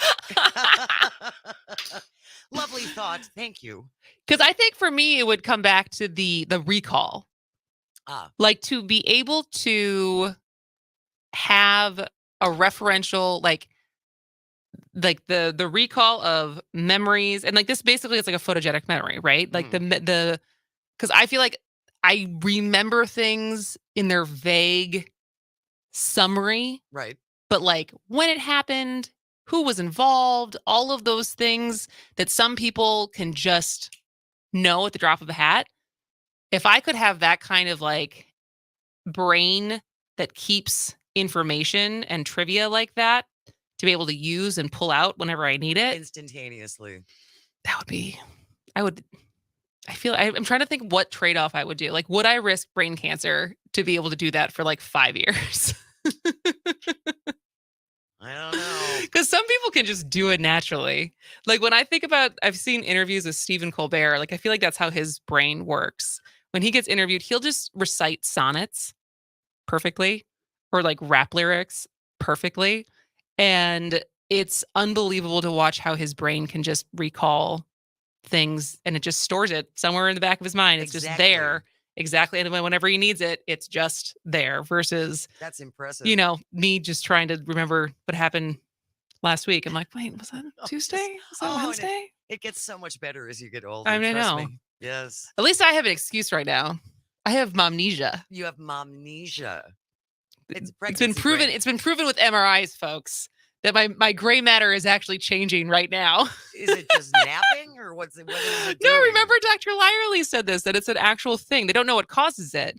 But when you're pregnant and you're recovering from pregnancy in your first year of postpartum, that literally they've done MRI scans and your brain, the gray matter of your brain is different during that time. They don't know what causes it, but it's linked to pregnancy and childbirth. They know what happens.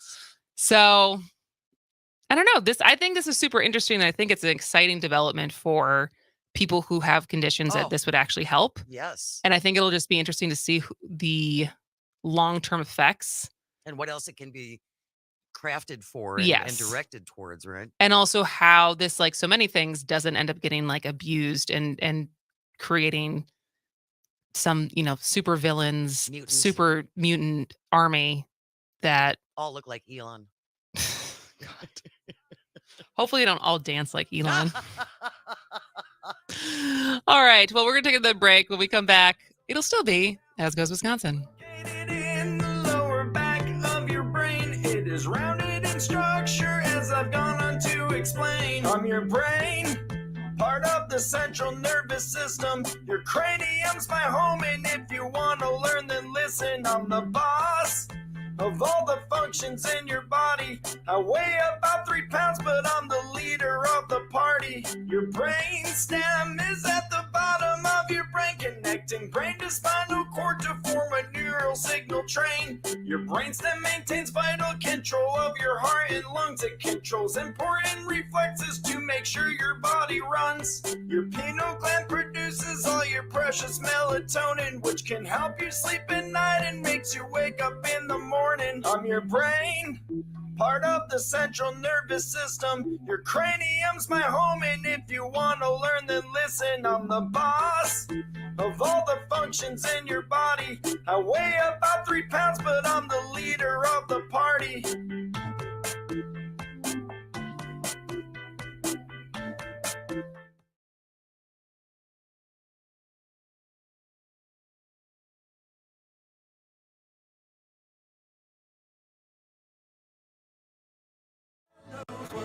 Let Mike Crivello's Camera Center help you start your family photo album by turning your digital images into gorgeous 4x6-inch prints on 2 for Tuesday. Buy 1 print, get the second free. Up to 100 prints. In-store only at 181st and Blue Mound.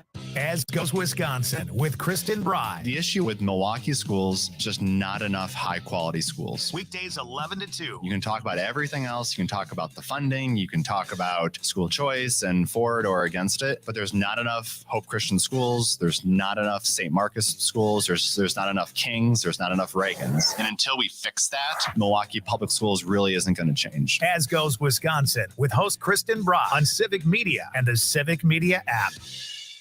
Hey, Dan Kelly, you went around the state saying there had been fraud and the election should be overturned. You did that. You took $120,000 in pay from the Republican Party, not in a donation, pay. The most recent payment was in December, and we don't know if you're still being paid. And you've been endorsed by some of the biggest election deniers in the state. And you're shining me with, I don't know how I rule. I know how you'd rule.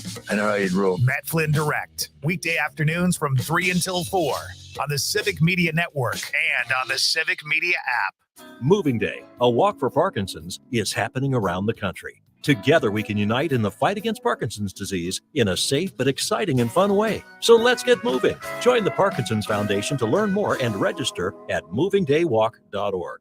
Here's your updated forecast on the Shaw. Sunshine mixed with clouds at times this afternoon, with daytime highs approaching 87. Southeasterly winds 8 to 15 miles an hour. Lows dip down to about 61 tonight. Partly cloudy. Chance for scattered storms again tomorrow, 89. Upper 80s Thursday and Friday with storms both days. For Civic Media, I'm meteorologist Derek Height. Currently, it's 81 degrees.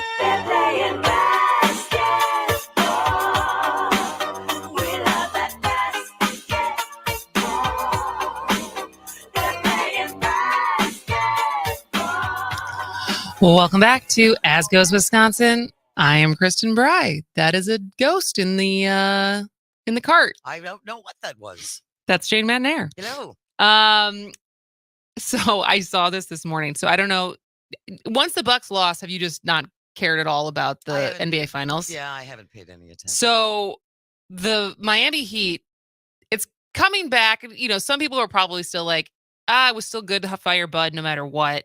But so far, the Miami Heat, who was an 8th seed, has just rolled through, and they are now, as of last night, going to the finals. Just dominating. Jimmy Butler will not quit. And this is also without Wisconsin boy Tyler Hero, who I think I saw last night when we were watching the game, has been cleared. So he may show up and actually get to play in the finals. But, you know, each round, people are like, the Bucks will beat Miami. That obviously did not happen. And then, see, this is why I need the recall. I can't remember who they played in between the Bucks and the Celtics. Anyways, So then they beat their next series, and now as of last night, because they were almost it was 3. They came back, so it was game 7. So they were up. So Miami went up 3-0, and then the Celtics came back magically over the weekend. They had an unbelievable end of the game on Saturday night, and so it went to game 7 last night, and Miami kind of just like handled them. Like I think they ended up winning by like 20. And so I saw this morning, this is the thing that's great about Twitter, or whenever you put your hot takes out into the world, they're there and they live on. Oh, no. And they don't always age well. No, they don't. Some random guy named Mike ADXX, I don't know, he's from Toronto, Ontario. But on May 4th, he said, Bucks really lost to an 8 seed, fam. It's not getting talked about enough. Imagine if Celtics did that. And as of this morning, it now has like 15 million views because everyone's like, yeah, imagine that. Imagine if the Celtics lost to an 8 seed as a number 2 seed after the Bucks lost as a number 1 seed. And that indeed did happen. Let the pylon commence. So now I feel like for this, once again, last night, husband Mike was like, they're not going to beat Denver. I was like, that's what they've said all the way through. That they can't, eventually they're going to hit a point. But I don't know. It could be Miami's year, the year of the underdog. Well, and that would be quite an impressive run. Oh, right? Yeah. It would be tough to come in as an 8 seed and and then win the whole thing would be, even to make it as far as they've done, I think is pretty impressive. And so I would say I don't have a lot of skin in this game, but if I have any, I was like, all right, like cheer for Jimmy Miami. Butler. Sure. Okay. But the thing is, because then after it was the Sixers. They lost. They beat the Sixers because then Doc Rivers was also fired, and that was the joke of like Miami Heat's coming for everybody's coach. But I say that as a segue because the Milwaukee Bucks have hired a new coach. Oh, they hired him. Well, they're set to hire. Okay. Set to hire Adrian Griffin as their new head coach. He will be the 17th head coach in franchise history, and this follows a 23-day search following the dismissal of Mike Budenholzer, who was so gracious on the way out. He really was. He was. It was just, if you're gonna end a relationship, that's the way to do it, man. Class act. Not like Dan Kelly. Exactly. It was basically the opposite. Complete opposite. The two spectrums of how to say goodbye and how to lose. Dan Kelly on what really never to do and never to be heard from again. And Coach Bud being like just a class act. All the way. And he is selling his house. If anyone has an extra $7 million and you want to buy a house, I'll search for that is what his house is listed as. Okay. And River Hills? Probably. Yeah. That area. I mean, a $7 million house in Wisconsin is a pretty impressive house. I would certainly. There's not a ton of property that is like multi-millions of dollars. I mean, we have. There's some, but there's not a lot. Lake Geneva area, there are pockets, but yeah, $7 million should get you quite a bit of real estate. Go pretty far in Wisconsin. But Griffin returns to Milwaukee. He was actually an assistant coach. He spent. Oh, cool. Yeah, so he spent the last 5 seasons as an assistant coach in Toronto, where he was part of the championship team that won in the 2018-2019 season. Okay. And but yeah, he's 48 years old and he began his coaching career in Milwaukee. I like that. So he's coming back. He was already here. knows the culture, he already knows the town, he's familiar ish. Yeah, he was here in 2008 and he was part of the a 3-team trade on August 13th, which also brought Luke Ridnour and Damon Jones to Milwaukee. But he played. No. He began his coaching career in Milwaukee, but never played again. I'm confused on the wording of this. This is from Journal Sentinel. But anyways. We're going to have a coach. Today is an off day. It's almost like we just had a 3-day weekend. Well, there's that. And I think a lot of people are still off. Do you think so? Oh, when I was driving in this morning, it was Deadsville on the roads. So I think a lot of people are. Oh. I think a lot of people are still on vacation.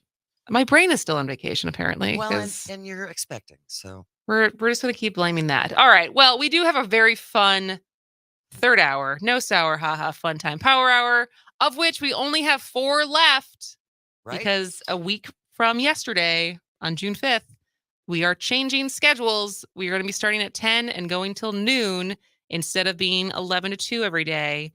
And so, no sour, sours. haha, fun time power hour is going to be condensed, maybe Right. called something else. Right.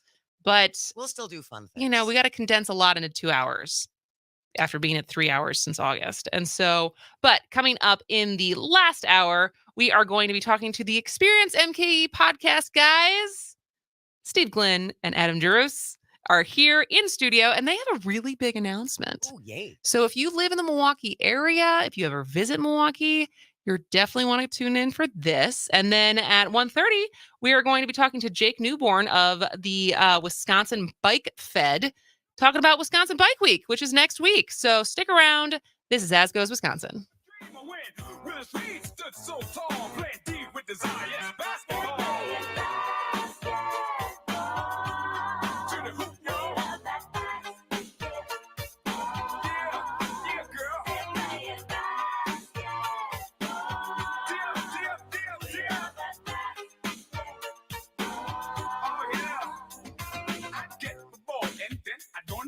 Superstar in the NBA, the forwards, the centers, and all the guards, the ones you see on the bubblegum cards. Me and homeboy would go 1-on-1, cause playing the game is a lot of fun. Sit by the TV and watch them all, cause Curtis Blow is rapping basketball.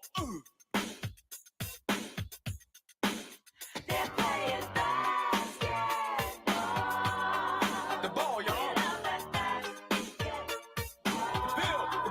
The pill.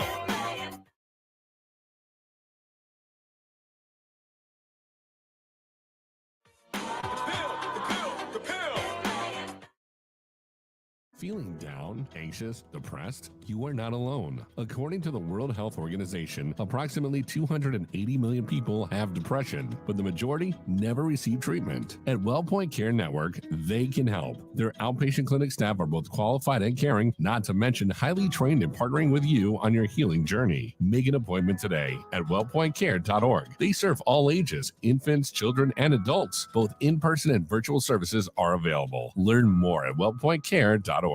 Hey, son, how are you feeling?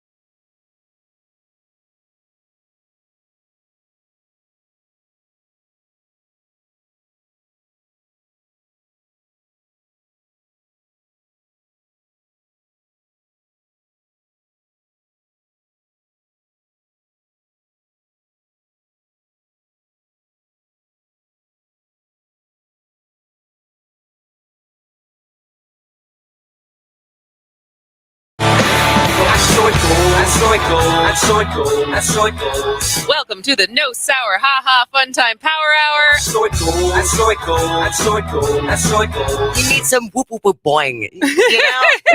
Absolutely. And so it goes, and so it goes, and so it goes, and so it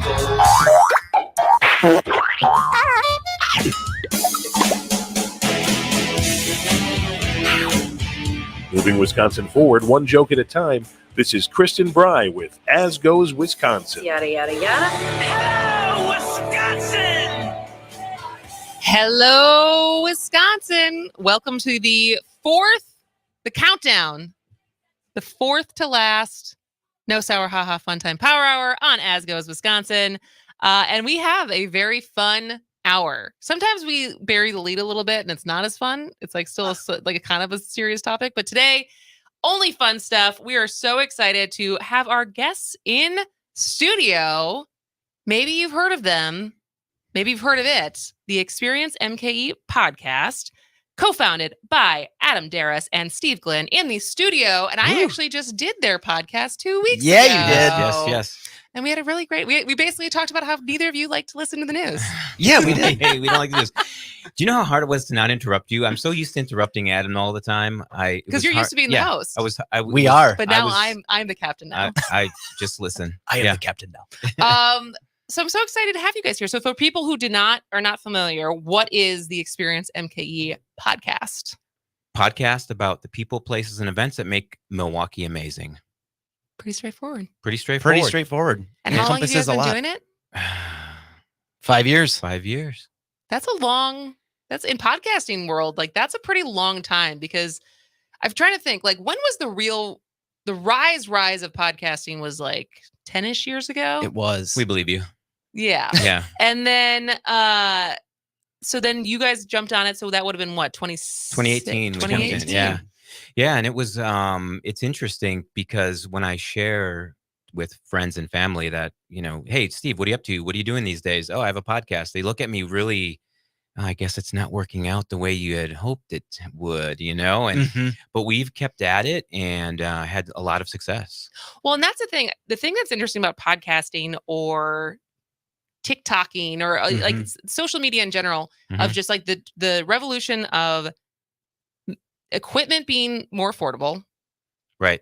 Software being available. And so the barrier to entry to make stuff now is very low. Super low. And what happens is your actual perseverance to keep doing it. Right. Especially when there's not always money attached to it. And so like there's a lot of people who start a podcast who probably don't keep doing it for 5 years. And so what has been kind of the motivation to keep going and the building the audience and all the stuff as far as like to do it for 5 years? Like that's an accomplishment. Thank you. Adam is my motivation. Oh. Whoa, what? Yeah. Is he your why? Is Adam your why? I've tried to quit a few times over those 5 years. Oh. And he keeps me kind of focused on keeping going and plus, when you talk about motivation, free beer. That's been our main motivation. That's been Steve's main motivation. Yeah. I love listening to people talk about what they're passionate about. Right. So when we got into the pandemic and we were talking to lots of small businesses who are adapting to this new thing we had to adapt to, I was like, this is fascinating. How are you changing your entire business in the matter of weeks? Like we found out on St. Patty's Day that pretty much everything was going to close down. Going away. Yeah. And we were interviewing people that next month who were like, yep, we decided we were going to go with this thing and we're going to do this takeout. And we have people just walking stuff out to cars. We're just making it happen. Gift certificates, merch, whatever we could do to help keep the lights on at those businesses. But really, when the real answer to your question is not only free beer, or it's, Adam, or me, or Adam, yeah, who side hosted the side seat back side seat something produced. hosted, yeah. It's connecting Milwaukeeans to Milwaukee businesses, and it wasn't. Hey, let's just go sit in the basement and do a podcast. With that mission, it's hard to not stick to it. Yeah. And so for people who haven't listened to the podcast before, what types of people are you? Are you interviewing business owners? Are you interviewing personalities? Like, who do you guys try to hunt down? I mean, obviously, I was just on it. That one hasn't come out yet, though, right? It hasn't. No. We have like 20 that haven't come out. And that was yet. a long hunt, Kristen. There was a lot of like, remember we were talking about like, we met a couple of times and I was like, God, why didn't I just tell her we got to get on the podcast? Absolutely. But And then we here had to cancel multiple times. Yeah. And, Yeah, how it goes. But as far as basements, what can people expect if they were to dabble and start listening to the podcast? Yeah. So it's 80%, I would say, bars, restaurants, cafes, musicians, artists, all of those people that are the fabric, the businesses that are fabric of the city, along with a bit of what is it like to work in Milwaukee. And then we dig in a little bit each month on what does technology look like in the city and how does Milwaukee continue on its quest to be seen as more techy. Because there's experience, work, and tech, right? Correct. Those are kind of the three pillars of the media empire. The media empire. And so I guess it's interesting because why do you go so hard for Milwaukee? Whoa, big question. You can start. I think we both have our whys around that too. But it's funny being back. I'm not sure there's another state that has as much animosity towards its biggest city in the way Wisconsin does. And like for those of us who actually live here, I feel like we're very protective of it. We're critical of it. It's not that it doesn't have its issues, for sure, but like are very defensive and proud of Milwaukee. And yet this is a statewide show. So there's certainly people who have a narrative in their mind about the city, Milwaukee. Or an experience they had that maybe wasn't as positive. Totally. Right. And so I guess as far as selling Milwaukee to people who aren't already in Milwaukee, I'll let either of you go first. I can very easily jump in quick. I even did a city guide tour for my day job at UKG where they said, hey, just tell us about your city and do a city guide. And I was like, guys, I do a podcast about this. Maybe you've heard of it. I'll go first. So yeah, maybe you've heard of it. I'll go first. So I went and I had a number of people that were like, okay, all right. They had their hands up. They're like, fine, I'll come visit. And even some with not necessarily the best experience or the best image. Yeah, that's a good one. Best image of Milwaukee in mind, or Wisconsin in general, or the Midwest in general, or any of that. Yeah, but we are for sure. We are a Rainbows and Butterflies podcast. We talk about the positive stories and we stick to that. And really, it's the city. For me personally, the city has given so much to me, starting from nothing, that it was a logical way to give back. That's what we do. I love rainbows and butterflies. Don't we all? You got me right there. And lollipops. Our guests are Adam Darris and Steve Glenn. They are co-hosts of the Experience Milwaukee podcast. And so should we talk about the next phase? The new stuff? Of Experience MKE? The today stuff? Do you guys do Experience MKE or Experience Milwaukee? We do it all. We do all EXP MKE. We do Experience MKE, Okay. Experience That's not Milwaukee. confusing at all. Not at all. It's whatever people feel in their This hearts. is part of the rainbows. This is part of the rainbows and the butterflies thing. Like, we'll take, you mean having 7 names isn't confusing? Yeah, Kristen, honestly, if they know our podcast by anything, double thumbs up. We're succeeding. Yeah. Should we talk about the next phase? Let's do it. Yeah. Big announcement. Big announcement. So this morning, literally, it was so fresh at the cafe that I work that it was being blocked by the website internet checkers of the world. Like, the is firewall? this a legit website? Right. Oh, like the 404. Like when you the launch a privacy site. concerns? Yeah, I guess when you launch a site, you've got to wait until it's checked out and like vetted by the internet, and then they publish it. But this morning we launched a new program called Text MKE, and you can go to textmke.com to sign up.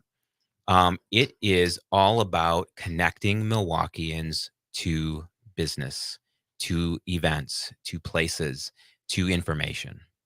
So what does that actually look like? So it's textmke.com. Yes. And this is what I just went to the website. It is working now, in case you were worried. It has not crashed Thank you, yet. Squarespace. Get connected to everything you love. Subscribe to the free daily text about what's happening in and around your city. It's the easiest way to experience Milwaukee. So if I were to sign up for this, do I get a free text tomorrow? You get a free text immediately. Welcoming you to the platform, to the community. And then we will keep up every day. We're trying to like not be overzealous and text everyone all the time. Yeah. So, we want to be respectful. You don't want to be like the retail emails. Yeah. Like as soon as you sign up for something, you're like, why did you email me 5 times today? I'm not going to buy this sale. You sent I me don't your care. entire drip campaign in one go. What are you doing right now? Where are you? Yeah. Why are you mad at us? Why aren't you talking to me? So what are the kind of texts that you like? Is it already kind of like planned out as far as like, what are the kind of texts? What are they going to say? Are they going to be funny? Are they going to be like, this is what's happening today? This is what's happening in a couple days. Here's a deal. I hope I hope they're funny. Yeah, as fingers crossed as we can possibly get. I really hope they're funny. Yeah. We're gonna try to introduce a little sass, a little snark, maybe some snark, maybe just we're gonna try to be a little comedic about it because we don't want it to be too serious. Yeah, we want it to be fun and enjoyable and look forward to a daily text. And from we want Milwaukee. and we want people to feel so engaged that they respond back. That this isn't a one-way. So is it one of you texting them back then? Yep, it's our whole team. We sure are. Yeah, you never know who We you're gonna, absolutely who's are gonna respond. I'll get a text back. Yeah, it's not just all automated. No, for Absolutely. sure. This All is right. all humans operating this whole system behind the scenes, and so, but to your directly to your question, deals, events, cool things, hidden gems, stuff that only the locals know. Fun facts about the city. Just depends on our mood. Depends on the day. So you have a very thorough content calendar. You're gonna have to start planning it Yeah. out. Yikes. Or we wake Yeah, we up do. in the morning and we figure it out. We will never do that. I will not allow it. Because It otherwise might I'll have happen. massive anxiety attacks. Of just being like, we don't have tomorrow's text What are we doing ready. tomorrow? Here's a cool layer. I've already had some conversations with nonprofits who have events and other organizations who are interested in sponsoring some of those days, either for other businesses to publish their information on it or to own that day or that week or that month. So this is what I like about it is that it makes a much more the business side of it makes a lot of sense to me as far as instead of you have to listen to an entire podcast to hear Right. the advertising Mhm. of the plug that we do halfway in the show or something like that versus the ability to have a very contained audience who's already opted in to wants to know about what's going on in the city and as I've said before, and we'll talk about this more on the other side of the break of there's always is a lot happening in Milwaukee, but I've yet to find the Bible Right. of it. Mm. You know what I mean? So we're going to talk about that when we come back. Our guests are Adam Darris and Steve Glynn of the Experience MKE podcast. And now, as of today, Text MKE. So we'll have them here still in studio when we come back. This is As Goes Wisconsin.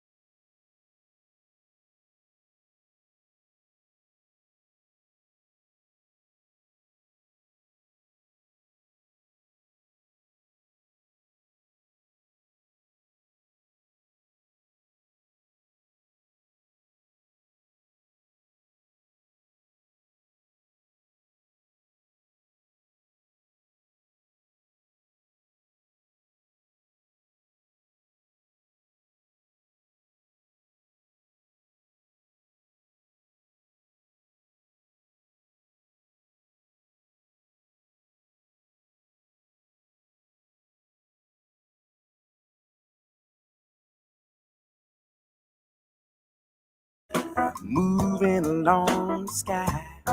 Yes, it's a car moving along the highway. You moving to California with me. I'm almost 2,000 miles from my home, sweet home, 2,000 miles from the arms that bore me, 2,000 miles from my sweet home, Milwaukee. Yeah, yeah. Welcome back to As Goes Wisconsin. I am Kristen Bry. She is Jane McNamara, and we are talking to Adam Darris and Steve Glynn, co-hosts and founders of the Experience Milwaukee podcast. And as of today, Text MKE. If you would like a daily free text about what's happening in and around the city, go to textmke.com to check that out. I'm very excited to sign up for this after the show. I already signed you up. Don't worry. Oh, great. Perfect. So I guess in the segment that we have left, I'll ask you guys, what are you currently experiencing in Milwaukee? Right. Steve, Yeah. we'll start with you. Yeah. So I was, sharing a little bit. I'm a sucker for 2nd Street right now. And that I see 2nd Street, like Walker's Point. stretching further near Bayview into 1st Street, like all of those business. I hit all of those businesses like from morning to night every day. Every day? Every day. Do you live on that street? No. Not You even just close. you go to 2nd Street No. every day Yes. just to patronize the. So 2nd-ish, 1st-ish. Okay. It all runs in the same area for me. But I mean, I can name names. Yeah, what are some of the places where you stop? So my day usually starts at the Wantable Cafe. Okay. It's an excellent workspace, and usually around, I don't know, 1 or 2 on a non-Monday. If it's Monday, 1 or 2 or 3, we're gonna go to Black Sheep. That was where I had my wedding dinner. Oh, it's a beautiful In place. the downstairs No way. private room. Yeah. If anyone got on the PA, that's mine. So Wow. yeah. And then, but if it's a non-Monday, usually about 2 o'clock, 1 o'clock, I head over to Transfer Pizzeria. And then into the evening, it might be stop for a happy hour meeting at Bridgewater or New Barons. Love New Barons. Yeah. And Love it. Heidi and John. Have a Mhm. drink. Yeah. And a Nice. meeting. So Nice. Yeah, a lot of meetings. I'm Do you also wear Bluetooth in your ear? Yeah, I feel like those meetings are hey, like you watch it. exaggerated quotes. My wife could be listening to like this. I'm having a meeting here. Yeah, I'm having a crab cake in a Manhattan at Bridgewater meeting. by myself. I was meeting with the You crab don't even cake. know what a meeting is. I do not. What about you, Adam? Right now, I still think I'm a sucker for the Deer District. Okay. Can't say it. Still love it. Yeah, that's an awesome space. I do. I love Mecca. I love that whole outdoor. I call it the hallway. It's not a hallway. It's an alley. Yeah. With that giant TV. I might be obsessed with TVs. That is specific, like thoroughfare is whenever it's like a super nice day, Mhm. and whether it's a sporting event or something, like especially if there's a Brewers game on, and people just kind of like walk through, stop for a little while, hang, get a beer, keep walking. That is really There's just something about it. There's like on a summer day, there's something very community like oriented about that little meeting spot. Absolutely. That's very cool. And pro tip, if you like delicious fried chicken, Cream City Cluckery is in the Fiserv Forum. It's a ghost kitchen. See, How does that compare to Gold Rush chicken? What? I don't think I've had either. I don't think I've had Gold Rush chicken, to be honest. I know a but I've had handful Cream of City Milwaukeeans Cluckery. who love Gold Rush chicken. They are both fantastic in their own ways. Okay. Yeah. You don't have a favorite? No. Okay. I don't pick favorites on food. Very, very whatever. Switzerland. Really? of you. Yeah, that is very frozen sponsory. pizza, transfer pizza. That's all this. And You you don't just pick lumped them to say. favorites. Yeah. You just lumped them together. Right. Nice work. What about you, Jane? What are you experiencing in Milwaukee these days? I was at where did I find it? We were at Three Lions Pub. Ooh, Yes. love it. Starwood yesterday. Yes. You There watching you go. some football? No, I was meeting a girlfriend for some cocktails. Nice. Afternoon cocktails. Great spot. Yeah, it is. I love that place. Yep. Sounds like a meeting to me. The bartenders are always hilarious and very chatty. It's one of those places where Yep. you can go and other patrons will actually talk to other patrons Love that. instead of being too cool, Yeah. you know? Or like enveloped in their own conversations or world. something. Yeah. It's just you go there to I be just a butt part in. of a community. What is Yeah, that? you do. What is that? I always sit at the bar. every place I go. We're big at Yeah. sitting on the bar and actually talking to the bartenders. Yep. My husband and I. We It's don't. the best. We normally don't sit at an actual table. And you know what I've heard from the bartenders and mixologists? They love when like you're there, first of all, because they have people to talk to as well. They said, this is where you get the best service. Yeah, sure is. That's a good point. They're like, I got nothing else to do but look at you and talk to you and converse. It's slow, so I guess you're just stuck with me. Yeah, you're gonna have to entertain me. The thing that I'm most looking forward to this summer is checking out all the different farmers markets. Because Oh, now yeah. I won't be hungover on Saturdays and Sundays. Ooh, speaking of Kristen, whole speaking new of perspective. favorites, what's your favorite farmers market? I don't know yet. Oh, I can tell you what mine Which is. one's what's your Have you favorite? not been? South Shore. I've like stopped at them, but I haven't necessarily like invested time into comparing the different farmers markets. Like I've like walked by them because usually like we were either out of town on the weekends or like doing different Sleeping. stuff, sleeping, hungover. Yep, And hungover. so that was like my goal for this summer is like Yeah. to start checking off and trying to all the different farmers markets and like getting fresh food and stuff like that. Because I'm trying to, eat healthy to grow this baby. Right on. And so what do you recommend? South Shore. Yeah. Really? South You're Shore, the I second love person to it. tell me that. Love it. I'm I not love it. saying I don't pick favorites, so I'm not saying like I love. Again, we already so- we've established. Any farmer's market with churros because Adam turns into a maniac. I turn into the churro He will monster. knock children down to get to the churros, even if they like the tables have fallen, they've blown into the grass. He will go into the. I bump into one family to get a churro, and this guy won't let it By the go. last Never. 10 of them. Never let it go. Kids All right. crying. We got 1 minute left. Yeah. What? When is my episode coming out? Monday, June 5th. Monday, June 5th. Go check out the Yes. Experience MKE podcast. But, Rock on. go listen to the backlog. Sign up for Text MKE at Yes. textmke.com. What else am I missing? Get ready for a great Milwaukee summer. Yep. the Summerfest best and time. all. It's the best time. Yes. Do stuff every weekend. All right. Steve and Adam, thanks for coming in. Thank you. So Thank fun. you. And thanks for announcing on my show. I feel Right on. really special. All right. We're taking a break. We'll be back in just a minute. This is As Goes Wisconsin.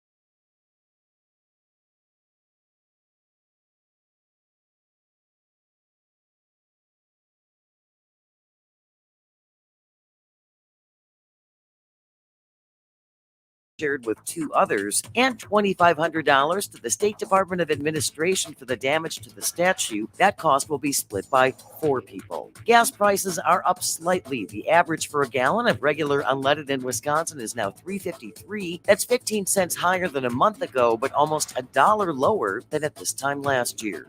I'm Jane McNamara. This is Civic Media News.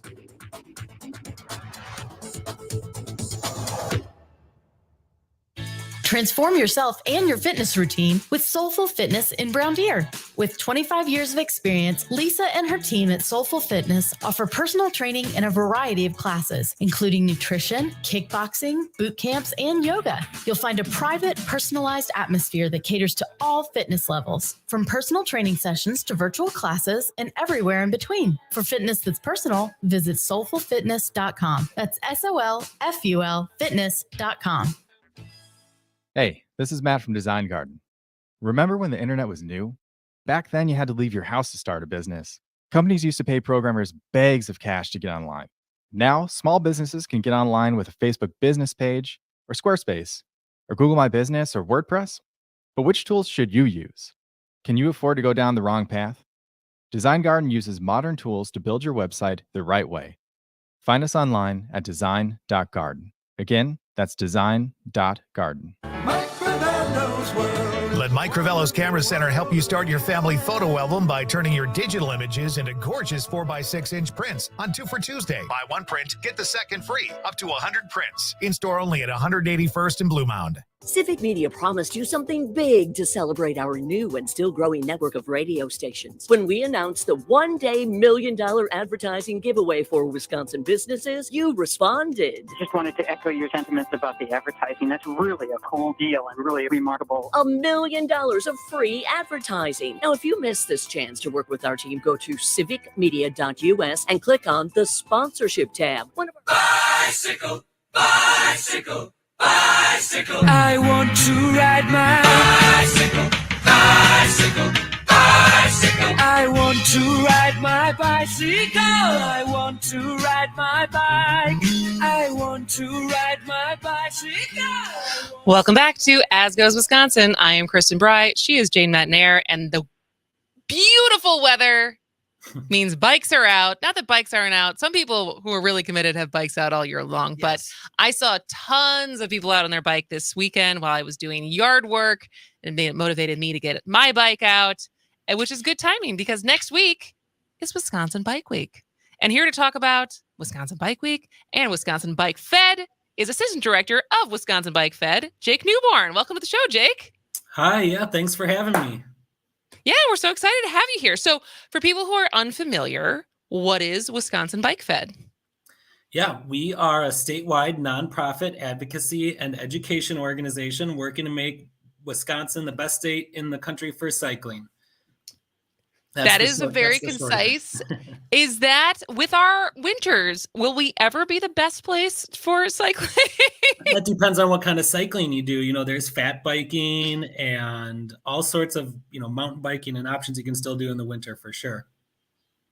Oh, okay. I guess fat biking. Oh, I think they do. Don't they do a big fat bike race up in Hayward and the same route that they do the Birkenbeiner? Yep, there's one up there. We just had the Fat Bike World Championships west of Madison, I think, the past 2 years too. So plenty of ways to get out and enjoy the winter weather on a bike. Are you a big fat biker? Personally, no.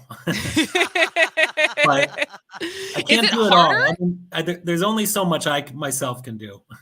Is riding a fat bike harder or like very different than riding a normal bike? Yeah, it's definitely different. Okay. You're riding on sand or snow or that, loose dirt. So it's different. But it's like riding a bike, once you get going. Isn't it calling it fat somewhat harsh? Are you standing up for the bikes? I'm just saying. The fat shaming. Bike, it's like, geez. We could come up with a more inclusive term. I'm open to concepts. Thick with 3 C's. So I guess what are the different activities when we're talking about Wisconsin Bike Fed?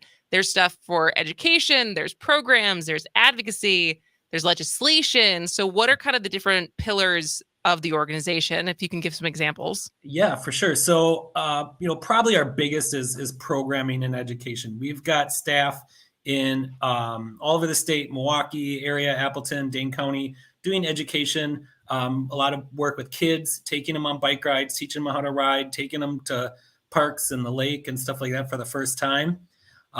We've got a mobile bike repair program where we're training and employing high school kids to fix bikes, and then we'll take them out in the summer and give them summer jobs fixing bikes for free out in the community. We do have a Cycling Without Age program, which is focused on training people to be volunteers to ride what's called a tri-shaw. And that's where for people who are, older or their abilities aren't there to be able to ride a bike themselves, but still feel the wind through their hair and get out and talk with someone and see nature and stuff like that. So really, programs for people from 8 to 80 is what we really focus on. And then when you talk about like legislation, we talk a lot about politics and laws and stuff like that. So what are the kind of legislation when it comes to bikes that you guys have worked on? Yeah, as you know, and I'm sure you've talked about on your show, it's tough to pass legislation lately. Our government has been split, and they wants to agree on a lot of things. But we like to kind of use the term bike partisan. Biking is for everybody. So over the years, we have had some successes over the years. We were able to initially get the Complete Streets law passed, which was then taken out in 2011 by former Governor Walker. But we're working right now to get that kind of put back in. We were pretty big part of getting e-bikes allowed in Wisconsin and categorized and classified and legalized. We've worked on getting the anti-dooring, I guess you'd call it, where if you park your car, you swing your door open and it's in the way of a cyclist. You can be held accountable for that. So, we've been successful on some of those. Right now, the big stuff we're working on is the state budget issues. And so that's kind of just ongoing. The governor did put some funding and some programming aspects in there. As of right now, some have been pulled out, some are still in. We're still, that's all still kind of a moving situation right now. Yes. Many parts of the budget are still a moving situation. And so for the current stuff, though, I guess we've kind of talked about this before. What is the safest way to design bike lanes? Because as someone who has biked, I was a big city bike user when I lived in New York City, which worked well, but was also, It must have been scary. There was times where it was like, oh, things could go wrong quickly. And so what is kind of the latest, if you could, magic wand the streets, is it having an actual barrier, like having the instead of the cars parallel parked next to the curb, they're out, and then so the bike lane itself is protected by the parked cars? Or what is kind of the latest research on like the safest way to have bike lanes? Yeah, the protected, the physically separated bike lanes are showing to be, the most safest, and getting the most people out and riding. If a mom and a child don't feel comfortable riding on that road with a painted bike lane because of heavy traffic, or unfortunately what people are calling the Milwaukee slide, the passing on the right, that can be very scary and that can stop you. Whereas if you're a older guy like me who's ridden a ton and you can feel confident out there and feel a little safer, that's okay. But it's what we are really trying to advocate for is, facilities that are for all ages and abilities. So you can get out and ride with your kids. You can get ride with your grandparents. And in general, protected facilities are going to be the best for that and most accommodating. Absolutely. We're talking to Jake Newborn, who is the assistant director over at Wisconsin Bike Fed, which is having a very big week coming up because next week is Wisconsin Bike Week. And so what are some of the activities that are going on? Because I think we got introduced because we had seen that May was National Bike Month, but the weather doesn't always, cooperate in Wisconsin in May. And so you said that Wisconsin has their bike week in June when it's a little more predictable, right? Yeah, the people in Washington, the national organizations like to set those national dates and without thinking about some of us here in the northern climates. And so A few years ago, we kind of made the move really again to accommodate anyone who wants to get out and try it. We didn't want it to be just for the most tough cyclists who are willing to ride in rain and cold. And it looks like I'm not, a weather person, but man, it's looking nice for the next week or so. So plenty of opportunities. And we've got, there's events that we're helping to host with partners all across the state, from Eau Claire, Sheboygan, Madison, Milwaukee, Rhinelander, Kenosha, Beloit. So anywhere across the state, there's going to be lots of great events going on. And you can check that out on our website. We've got a great calendar that you can sort by city, date, type of event to try and find something that's right for you. Jake, I'm curious about the program you have where you teach high school kids how to fix bicycles and then send them out to do free bike repairs. Are bikes still pretty much the same, or are they much more complicated now? Is it harder now to fix things like it is with a car? There have been some changes. Some bikes disc brakes are becoming more common. E-bikes are becoming more common. And those are challenging to keep, I think, for any bike shop to keep up with, training new people. But that's just part of, I think, our world. Technology advances, and how can we prepare and train people for those next advancements, for sure. It's funny because I saw on one of the events for Bike Week next week is at Old World, Wisconsin, which is near and dear to our hearts. Yes. And all I can imagine now. Have you been to Old World, Wisconsin, Jake? It's been a while for me. My daughter just went on a school trip though this spring. Did she get on the big bicycle, like the bicycles where they used to be like the massive front wheel that was like as tall as a person? Yep, and she's the one at the museum too. Yes, exactly. And so now I'm just thinking of adding an event to Wisconsin Bike Week at Old World, Wisconsin, where you race those old bikes. Those things were dangerous though. It's a whole nother, again, it's like the fat bikes. It's a whole nother type of bike to know how to ride. Well, you were way far off the ground on those things. Yeah, it's a lot lot farther to fall. So I guess as far as people trying to find more events or get involved for anything going on next week, where would you direct them to? We've got a website. It's on wisconsinbikefed.org. I'll pop that in your link here so you can share that with your folks. Perfect. And it's under the under the events tab there, and it's a Wisconsin Bike Week. And you'll be able to sort that. We've got things like commuter stations. If you are riding, want to get a coffee or a donut or something for free, there's places giving out that. There's a Pride ride because we've got Pride Fest going on Tuesday in Milwaukee and Madison. Definitely both have, super fun Pride rides to the parades and things like that. There's Learn to Rides. There's Youth Bike Rodeo in Grafton on June 10th. There's June 2nd, in Bayview here, my neighborhood, we'll have the part of the Bayview Gallery Night, kind of scavenger hunt by bike with art themed stops. There's, rides for women, rides for older people. There's an e-bike ride.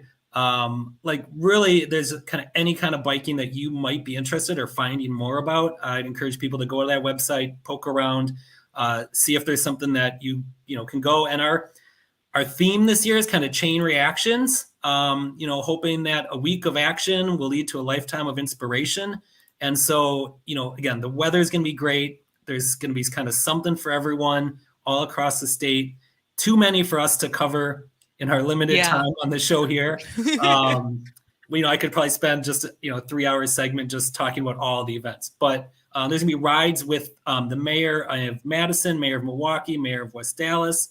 So always real important to, just in general, let your local elected officials know that you support biking, you want better infrastructure, because they're the ones who are going to make a lot of those decisions. It's not always going to be, Dark Brandon can't come in here and drop a protected bike lane down in your backyard, but the mayor might have more say in that. So always encourage people to do that. Absolutely. And so you've been with Wisconsin Bike Fed for 16 years? 16 years. I started as kind of one of those mechanics just out of college, learning to help fix up bikes and kind of volunteering, and then got a part-time job, and then took on more opportunities with our youth education programs. And I guess when you don't leave, they just keep giving you more stuff to do. Well, I guess we'll promote him to this. Yeah. It's good, Jane. I just wanted to ask, bikes are available in all different price ranges too, right, Jake? Because for some people, it's certainly going to be cost prohibitive. And I just think it's so important for kids to learn how to ride a bike, because that is the first taste of transportational freedom that you ever have. I can remember it like it was yesterday, being able to ride my bike during the summer and go across town. And it's just so incredibly freeing. And for some people, it just might be cost prohibitive. Yeah, and there are a lot of bike giveaways that we participate in. Southside Bike Days is coming up in June as well, and we give away bikes to some of our MPS students. Free Bikes for Kids in Madison gives away bikes. So, if you are, a person who's in that need of that situation, you can find that information too on our website. But they do range, from $200, $300 to $2,000, and I would just suggest going to your local bike shop, seeing what they have, being open and honest and talking with the people there, and any local bike shop in the state. I know many of the workers across the state. They're great people. They'll want to get you on something that you will ride, right? And that you will get on and ride, and they're all more than happy to get you riding. Absolutely. All right. Well, Jake Newborn, thanks so much for spending time with us. I hope you have a great Wisconsin Bike Week. Maybe I'll see you out there. All and right. Welcome back. You're welcome to come back anytime. Great. Thanks so much. Thanks for having me. Have a great day. Bye. All right. When we come back, we will wrap up today's show, and I will let you know how my adventure in yard work went over the weekend. All right. This is As Goes Wisconsin. We'll be right back.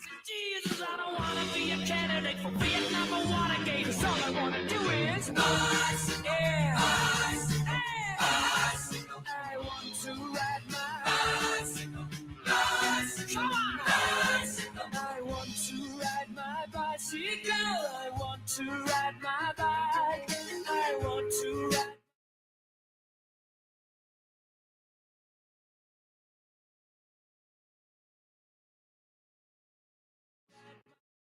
Feeling down, anxious, depressed? You are not alone. According to the World Health Organization, approximately 280 million people have depression, but the majority never receive treatment. At WellPoint Care Network, they can help. Their outpatient clinic staff are both qualified and caring, not to mention highly trained in partnering with you on your healing journey. Make an appointment today at wellpointcare.org. They serve all ages, infants, children, and adults. Both in-person and virtual services are available. Learn more at wellpointcare.org. Hi, we're the Goo Goo Dolls. We're fortunate that our daughters have what they need to grow and learn. But that isn't the case for nearly 13 million kids in the U.S. that struggle with hunger. Childhood hunger is a heartbreaking reality that Feeding America is working to change. Each year, the Feeding America network of food banks rescues billions of pounds of good food that would have gone to waste and provides it to families and children in need. You can help kids in need in your community by visiting feedingamerica.org.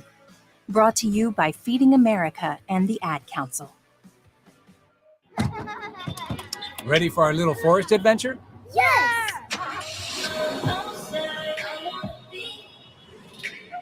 So much waiting for me. Yeah, I wanna go outside. I wanna be.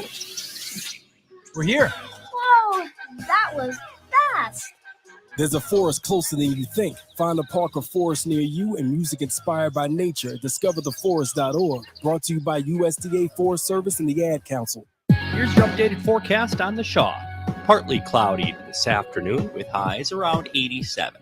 Winds out of the southeast 8 to 15 miles an hour. Lows around 61 tonight. A mix of clouds and sun again tomorrow. Chance for scattered thunderstorms. Highs level off around 89. Temps well above average Thursday and Friday with highs in the upper 80s. Thunderstorms both days. For Civic Media, I'm meteorologist Eric Height. Currently,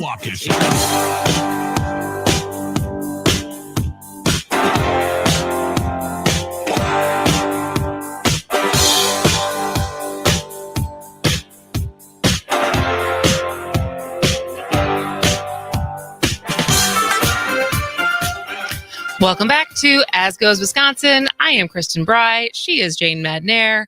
And we have made it to the end of Tuesday's show. We only have 3 more shows at 3 hours. I know. Wild. We're moving on Monday. Moving on Monday. Do you think you're going to wake? Do you have to wake up an hour earlier? I will probably get up a little bit earlier. I think I can.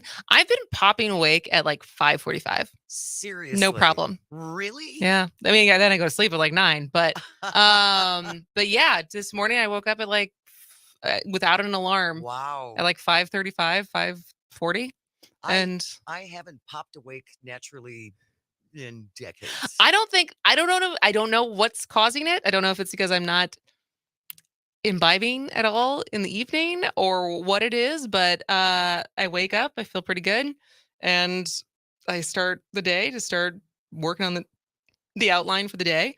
And so I feel like I can still do that within, I don't think I have to wake up any earlier to get the show ready by 10, largely because we do have one less hour that we have to prep for. Right. So yeah, again, and the whole Civic Media lineup is going to be some little tweaks here and there as of Monday, but Earl Ingram will be going to 2 hours Yep. show, and then we will automatically follow him from 10 to noon.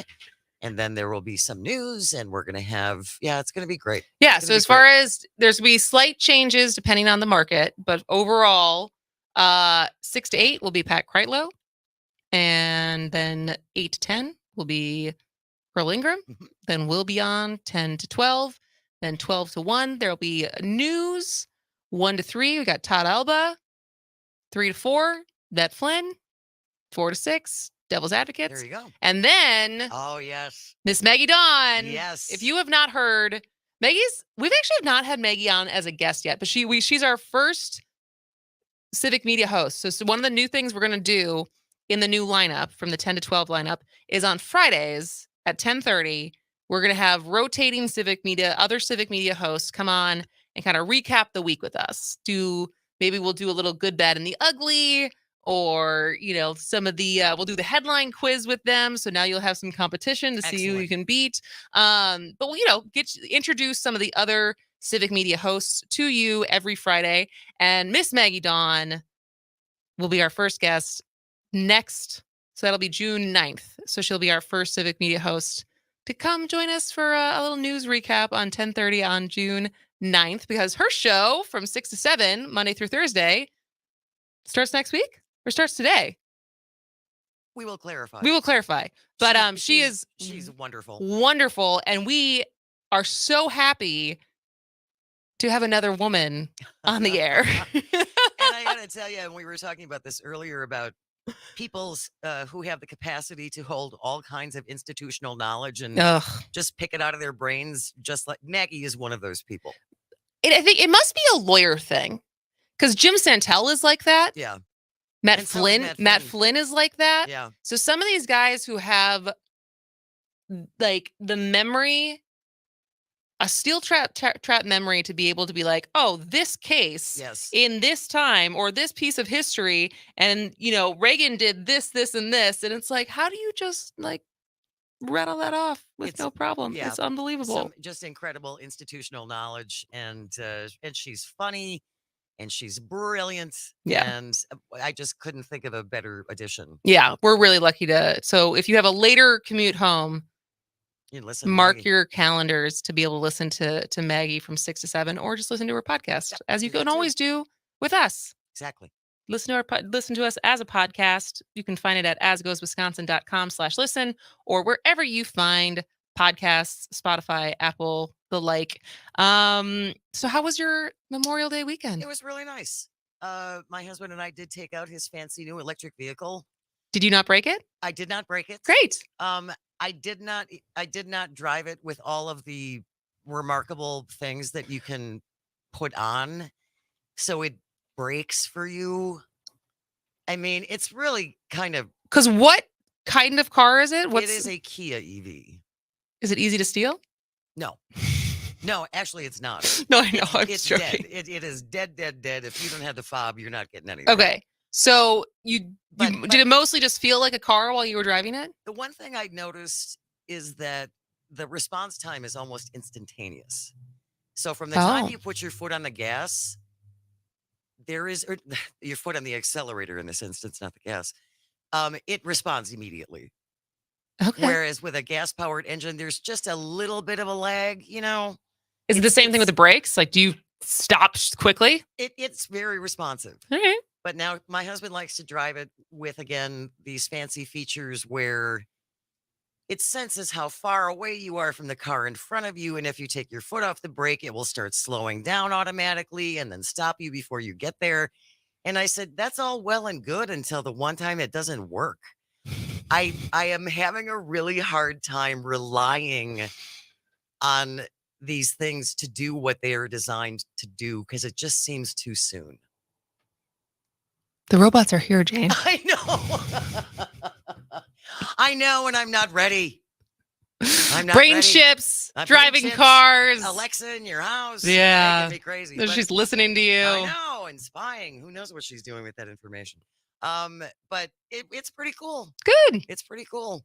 And you managed not to break it. Congratulations. I did not. So we drove around in some empty parking lots in Brookfield, and then I drove us home. Great. Yeah, and it was good. It was fine. I would still never put any of that extra. I'm not trusting you to break. How old's your car? It's a 2012.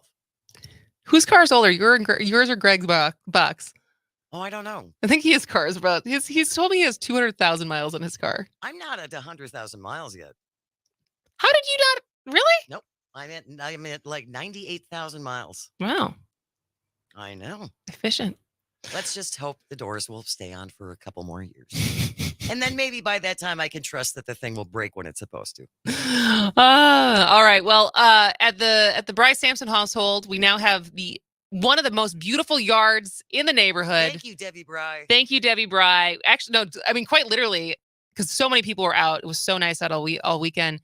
The amount of compliments we got on our yard already, of people just walking by. And, they saw us out there working, but one, it just makes you feel even more so how friendly and awesome my neighborhood is. Cool. But so many people saying how good it looked. But the thing I'm most excited about is one, I learned the magic of mulch. Mulch is good. And how mulch makes everything look better. Yes. And second, we got our free little library up. Yay. And so now we look like a very welcoming, well-read house. And our neighbors already put some books in there. Very cool. And so, yeah. So it was a very successful homeownership weekend. And now I think I have the bug to report back. I think we can do we gardening. took my mother to Kellner's, which is a River West gem. I know exactly where it is. Greenhouse. She was just in heaven. And I came back and I was like, oh, they might take a lot of my money over the summer because there's a lot of stuff here I now want. So I've caught the bug. I've caught the yard work gardening bug. I don't know how good I am at it, but I like it. All right. We'll be back tomorrow. Greg Bach will be here. Have a great day. This has been As Goes Wisconsin.